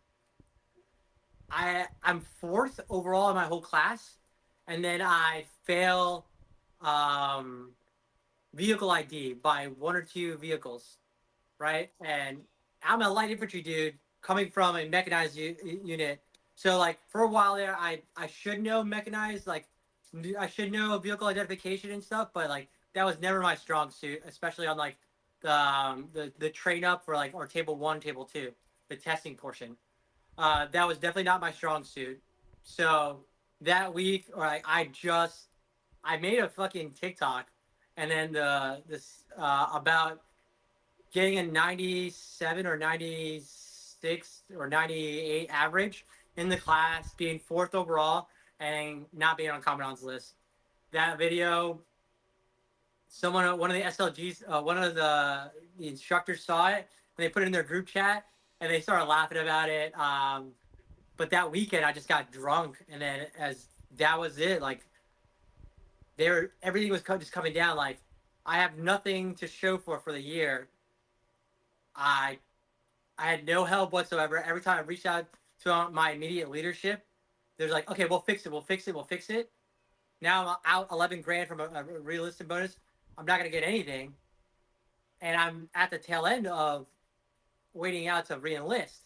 So I was like, everything was just going down, and then Sergeant Major Tavernier calls me up, and then he literally goes, "I will fix it. Wait, you get back. You get back from SLC. We will fix. Don't worry about the pay issue. I will get you the money from. I will find the funding to pay for the hotel that we promised you and the food that we promised you." I was like, "Okay, Roger that." And then we will fix. He's like, "We'll fix the deferment issue." So I get back from SLC, and I go to his office in division. He's like, "Okay, talk to me. Tell me what's the issue." I was like, "Well, the civilian HRC schools and HRC promotions. They don't talk to each other. They're in the same department. They don't talk to Same each other." cubicle shit. They don't Yes, even they don't. talk. Yeah. They're next door to each other. They don't talk to each other via community via. So the schools one never took off my flag, so I never saw that I had a flag until my number got skipped. So they needed to remove that flag in April. They never did. It's June, July timeframe. Now there's no more bonuses. I can't even backdate it. To change it.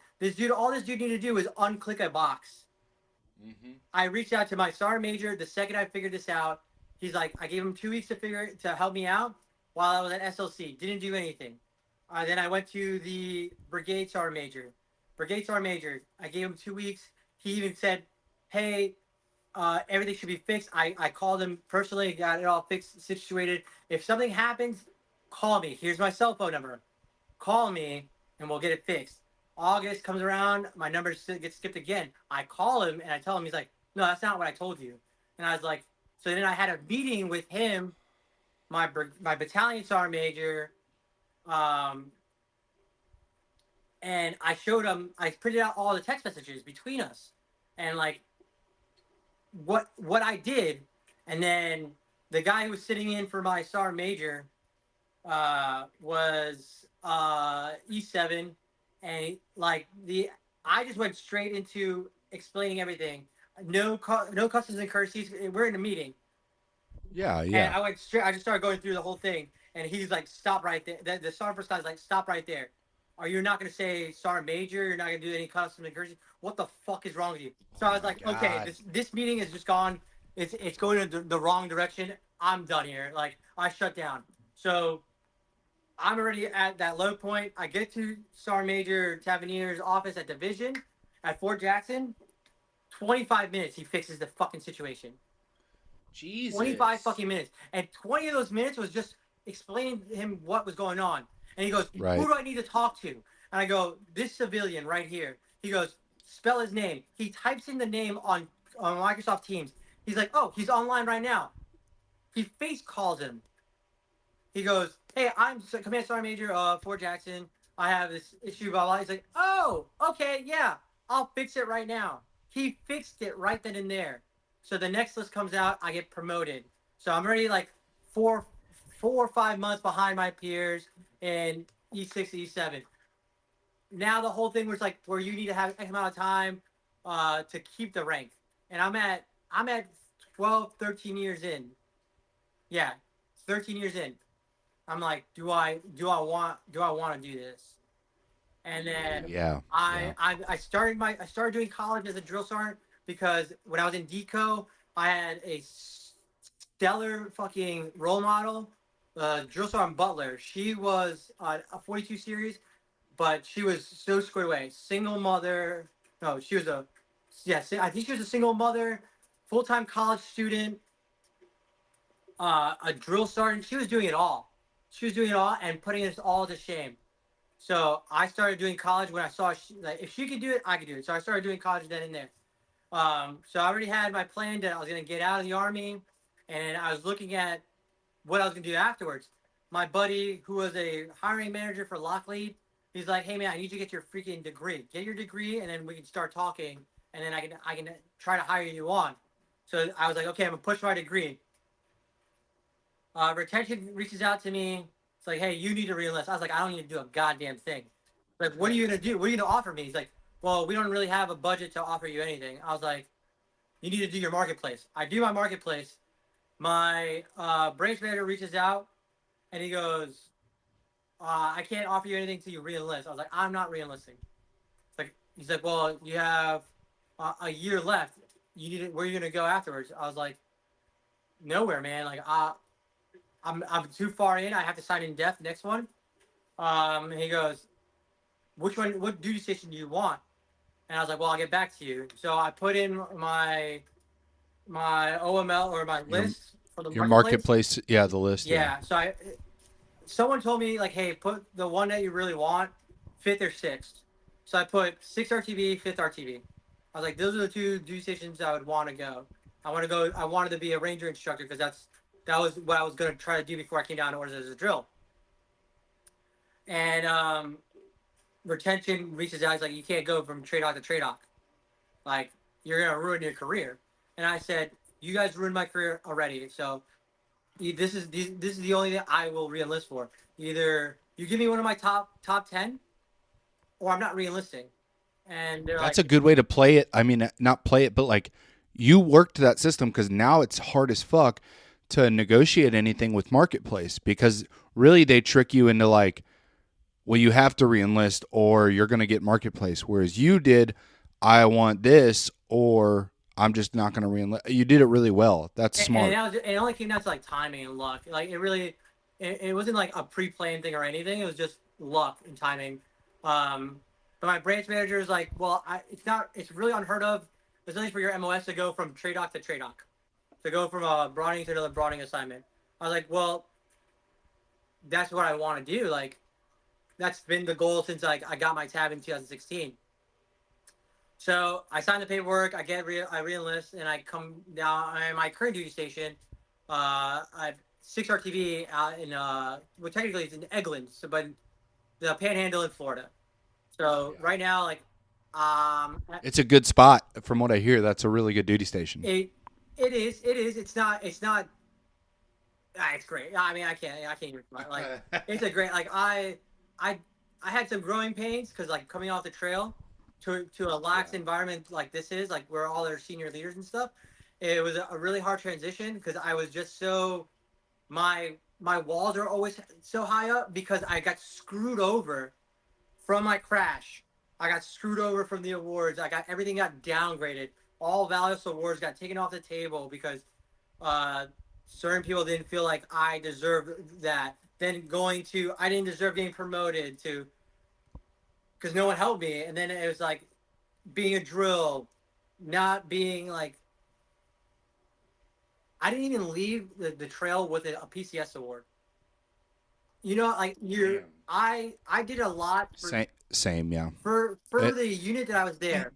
I ran a pre-ranger program where we said we had a 90% success rate of drill sergeants who would go to that program and graduate ranger school. 90% success rate. Granted, we only said six, so five of them graduated. Either way, they got their fucking ranger Yeah, tab. and we brought those that was under my tenure there. Um, I represented as the only drill sergeant at Ranger School that in 2022. Um, my MSM got downgraded because of the whole incident of me fighting to get my promotion. Because I made such a stink, and I put my battalion under investigation for losing my paperwork, for losing my deferment paperwork, lying to me saying like it's here and here when I called up, and when my leadership reached out, they made such a big stink about it, and I took it to social media. I took it to social media. Like I brought it because like it's a tool to use to get different insights and like to figure out what I'm missing because I don't know all the answers. Um, and that's how I started the paperwork as a drill sergeant. Oh yeah, that's another thing. I started the paperwork for my Purple Heart as a drill sergeant too, because 2019 the criteria changed to include TBI, which I had tons on my medical record, tons of things that talked about things I had broken, but a lot of things about my traumatic brain injuries that correlated to what happens to that incident. So I submitted my paperwork. If say happened, they never submitted my paperwork. I was being uh, gaslit for a year about it, and they never submitted it, and it just stayed on my brigade commander's desk and never left anything. So when I got to this unit last year, well, 6 months of getting into the unit, I resubmitted it, and right now it's at brigade right now, Yeah. because leadership here just changes a lot. Like our brigade commander changes like every other year.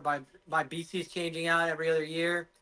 The Yeah, it's the trade-off life. I mean, the trade-off thing, it's always changing over Yeah, from your brigade down. It's always switching out. yeah. So like I had a lot of help with my current S1, like to figure all this stuff out. And they've been a great help and keeping me in the loop of everything. But yeah, that's another thing. That was my when I PCS from Jackson, the nail on the coffin that told me that I was doing the right thing was when I looked at my printed out MSN or my PCS award from Jackson. It was an MSN, and then you could see on IPSE the notes and the comments. Yeah, yeah. So I could see at what time these comments and notes were and when they signed it. So the comments it went all the way down to the brigade commander. The brigade commander's like, I don't like this, needs to be an RCOM because he wasn't a senior drill sergeant the whole time he was there. but he was only there as a senior drill sergeant for X amount of months. But and then the bullets all were great, and it said downgrade to ARCOM, but he signed it anyway, and it went all the way to the 1 star, and then it came back, and even on the a little part at the bottom where it's like the award type, it says on the little like the CC part where like the enclosure part, it says Yeah. MSN on it, but everything else says ARCOM. I got when they told me about it, they're like, oh, because I was already PCS here, my household goods are already here and stuff, and they told me all that stuff. Uh, I told them I don't want the award. I didn't even give them my address. They had to go through the other drill sergeants that I'm good friends with. They had to get my address from them so they can mail me the shit Right. because I Because made a the big other drills are probably like, yeah, just get it to him. Yeah, here's his address or yeah, whatever. because I made a big stink about it, and then it went pretty viral on TikTok as well about me buying my dark saber as my PCS award for myself. Um, and I made a video about it, and like, and then the comments were like, I experienced the same thing. It's just terrible, all that, and that's where I started getting into 3D printing. Like all the stuff that I Oh, make nice. now, it's because of COVID, and a lot of dudes were not getting a plaque or anything that signified from the units. So I learned how to 3D print, and I started making PCS awards for the dudes that I served with. Because yeah, I would like to get them something expensive and everything, but It's expensive. it's too expensive sometimes. So like Yeah. I learned how to do it myself, and then I gave everyone I ever worked with on the trail a PCS gift. I made sure. So I don't know, being pretty naive, I thought I would get one too as I left. Didn't get anything.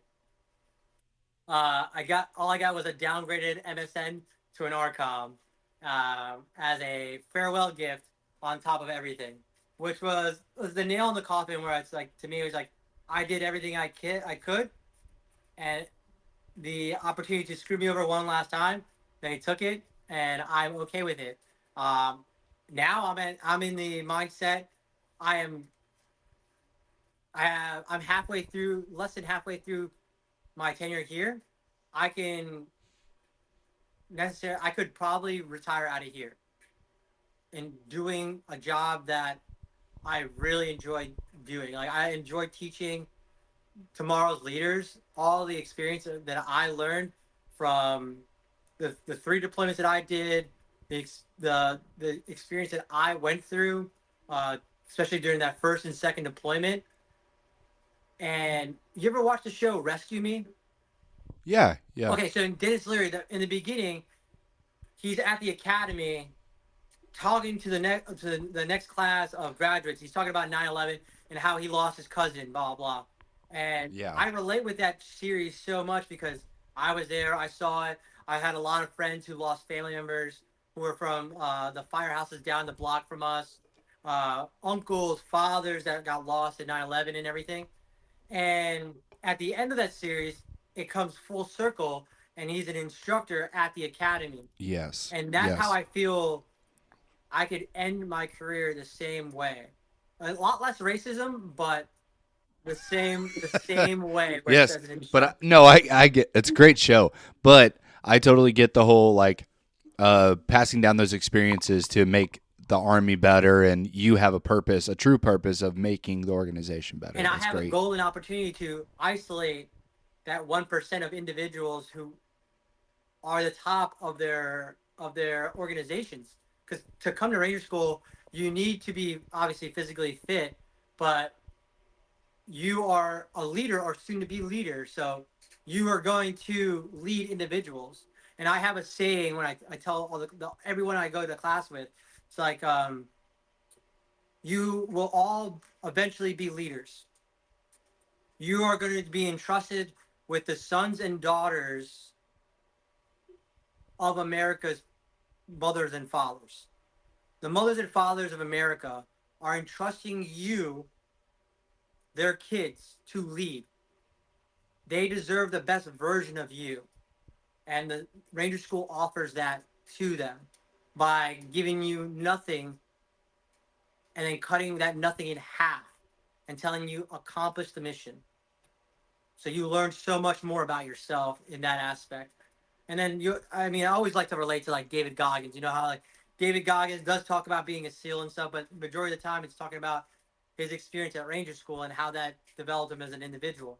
He's not he's not going to learn all these crazy techniques and all that stuff, but the school taught him a lot about himself, and I try to Yes. preach that about the school as well. And the impact that I have being there, I'm not taking advantage of it. Like I'm very appreciative to be in the position I am currently. Yeah, it's wild to hear that whole arch, basically of the ups and downs from starting out to getting to where you are. And I love the the mental fortitude you had to get through all that shit. Even when it was at its lowest point, you were able to get press on through and do that, man. Yeah, like I never been to range school. I know multiple people that have the tab, and it speaks volumes of them. Not everyone, but a lot of them.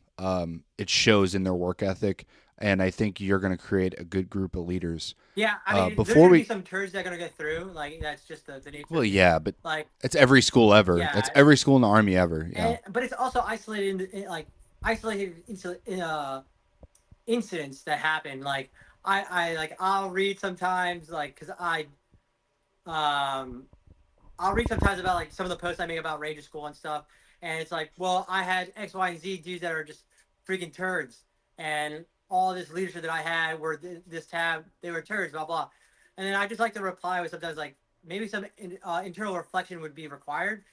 Maybe you are the issue if you're just surrounded by turds and you're like you're always being singled Yeah. out, like you If might be the everyone's issue. shit around you, Yeah, like, you might be the issue sometimes, and that's okay. yeah. Before we get out of here, I wanted to reflect a little bit. Era of tech. Yes. Like, when did you really start like pushing social media? How has that flown for you so far, and where do you kind of see it going? So I started with social media like probably like 2016. I had a different handle. That was it was the handle was like Tech Nasty. It was during my CrossFit era of like I was just doing CrossFit workouts, and then the big thing was the nasty girls, like those nasty girl workouts and stuff. So it was just a play on CrossFit. And then fast forward after like Ranger School and all that stuff, when I started sharing my story, it got social media got big. My social media platform got uh, it reached a lot more individuals who are like the point where it's like even the social media page for the army reached out to me several times. They're like, "Hey, can you make us a video?" Blah blah. In 2019, the unit I was in wanted. 2018, the unit I was in wanted to make a video about the what I came through, what I've gone through from the crash to competing at Best Ranger for Hawaii. Um, and at that time, I decided to change my handle because kind of it was inappropriate. Like Tech Nasty would be a pretty inappropriate name for like any professional organization to like push out. Yeah. So I went with my last name, Techera, and I just rearranged the last three letters. I put it in the front, and then I just put the word "of" in between, era of tech. And I've been that since like 2000, since COVID, since right like 2019, 2020. Um, the opportunities I've had with social media, like me saying this out loud, it sounds like I'm boasting, but that video that the 25th ID made of my story of the time got submitted for a local Emmy, and it won an Emmy for mini documentary series uh, Holy shit. in 2019. I was deployed to Syria, and the officer who made it, the PAO officer, he like messages me on Instagram. He goes, "Hey man, remember that video we made? well, I got submitted for all these local awards and stuff, and it won an Emmy. I was like, that's awesome, dude. He's like, I was like, I mean, I wish I was stateside to go to meet you and like pick it up and stuff. But I'm stuck in the middle of Syria right now. Hopefully one day I'll be able to take a picture with it. Um, but then all like other shorts that I've done for the military, and then videos that I've made for my units and stuff that the Army has picked up, and the opportunity it's given me, like I've gotten to meet a lot of dudes that I probably wouldn't have met, and I've had the opportunity to impact a lot of individuals directly or indirectly that I would never have known if it wasn't for social media. Um, I think social media is a great tool to be used. Um, and it's a great checks and balances, especially in the military, where it's like pages I look up to would be like Arnie with the WTF, like Arnie with the fuck moments. Um, Yeah. Pages that will show the good but also show the bad. Uh, I really relate with pages like that, and I think social media as a whole is a great tool that to use at every echelon of leadership. It's kind of sad to see like the sergeant major of the army just deactivated his account. Like I can understand from from the video that he posted and what he's talking about. Like it's not sergeant major of the army Weimer's point of view or his page. It's it's giving out the army's message. But I think having your own platform, being having a direct access to an individual like that, or a management team that have an access to that, um, would be vital for being successful in the military. I know Sergeant Major Grinstead had one. Sergeant Major Daly didn't have one, but like it's sad to see like the individuals' social media pages are going away because you get to learn about your leadership outside of just the 9 to 5 or whenever you just see them at work.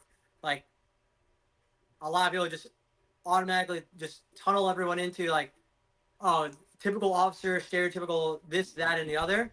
And social media gives you an opportunity to showcase yourself in a holistic manner instead of just one level and like it's multifaceted. It's like one other page I really like is like the Big Tack. He's a tack officer at West Point, and he shows off his West Point life, his personal life. I like pages like that, and I think those are beneficial Yeah. for the Army as a whole. Yeah, I that's honestly what I'm trying to my whole thing is not really military. I kind of do a hodgepodge of people, but I probably focus heavily on military being in it and stuff. Yeah, Um and I try to hear the stories more that are whether they're good, bad or ugly, um getting the message out there that people aren't just like these superstars or shit bags. Like there's a point behind everybody what they're doing and humanizing it yeah. because like the military has that thing of where it kind of takes away your human aspect and there's much more to it than that. So I'm glad to hear that. I see your stuff and it's awesome because it's like you kind of humanize some stuff too, but to hear that you appreciate those as well is really Oh yeah, awesome. like my niche is like I like to to showcase a lot of issues with the military, like but at the same time making fun of myself. Like one of my big things is just like making stereotypical posts about making the military your whole personality, and then it always circle back to self reflection and myself. Like yeah, I fall into the same thing. You know, it happens. Yeah. All right. Well, Tech, it was awesome having you on. I know you got to get to your run, and my kids are probably tearing apart my living room. So, it was awesome having you on and hearing this journey that you've been on. And I'm super pumped, and I love all your content. So, thank you so much for coming on here and sharing that with everyone. Benjamin, thank you for giving me the opportunity. I really appreciate it. Just let me know when you're gonna release this so that I can share it on my platforms too. Absolutely, man. All right, guys. Thanks for listening. Tune back in another time. Thanks.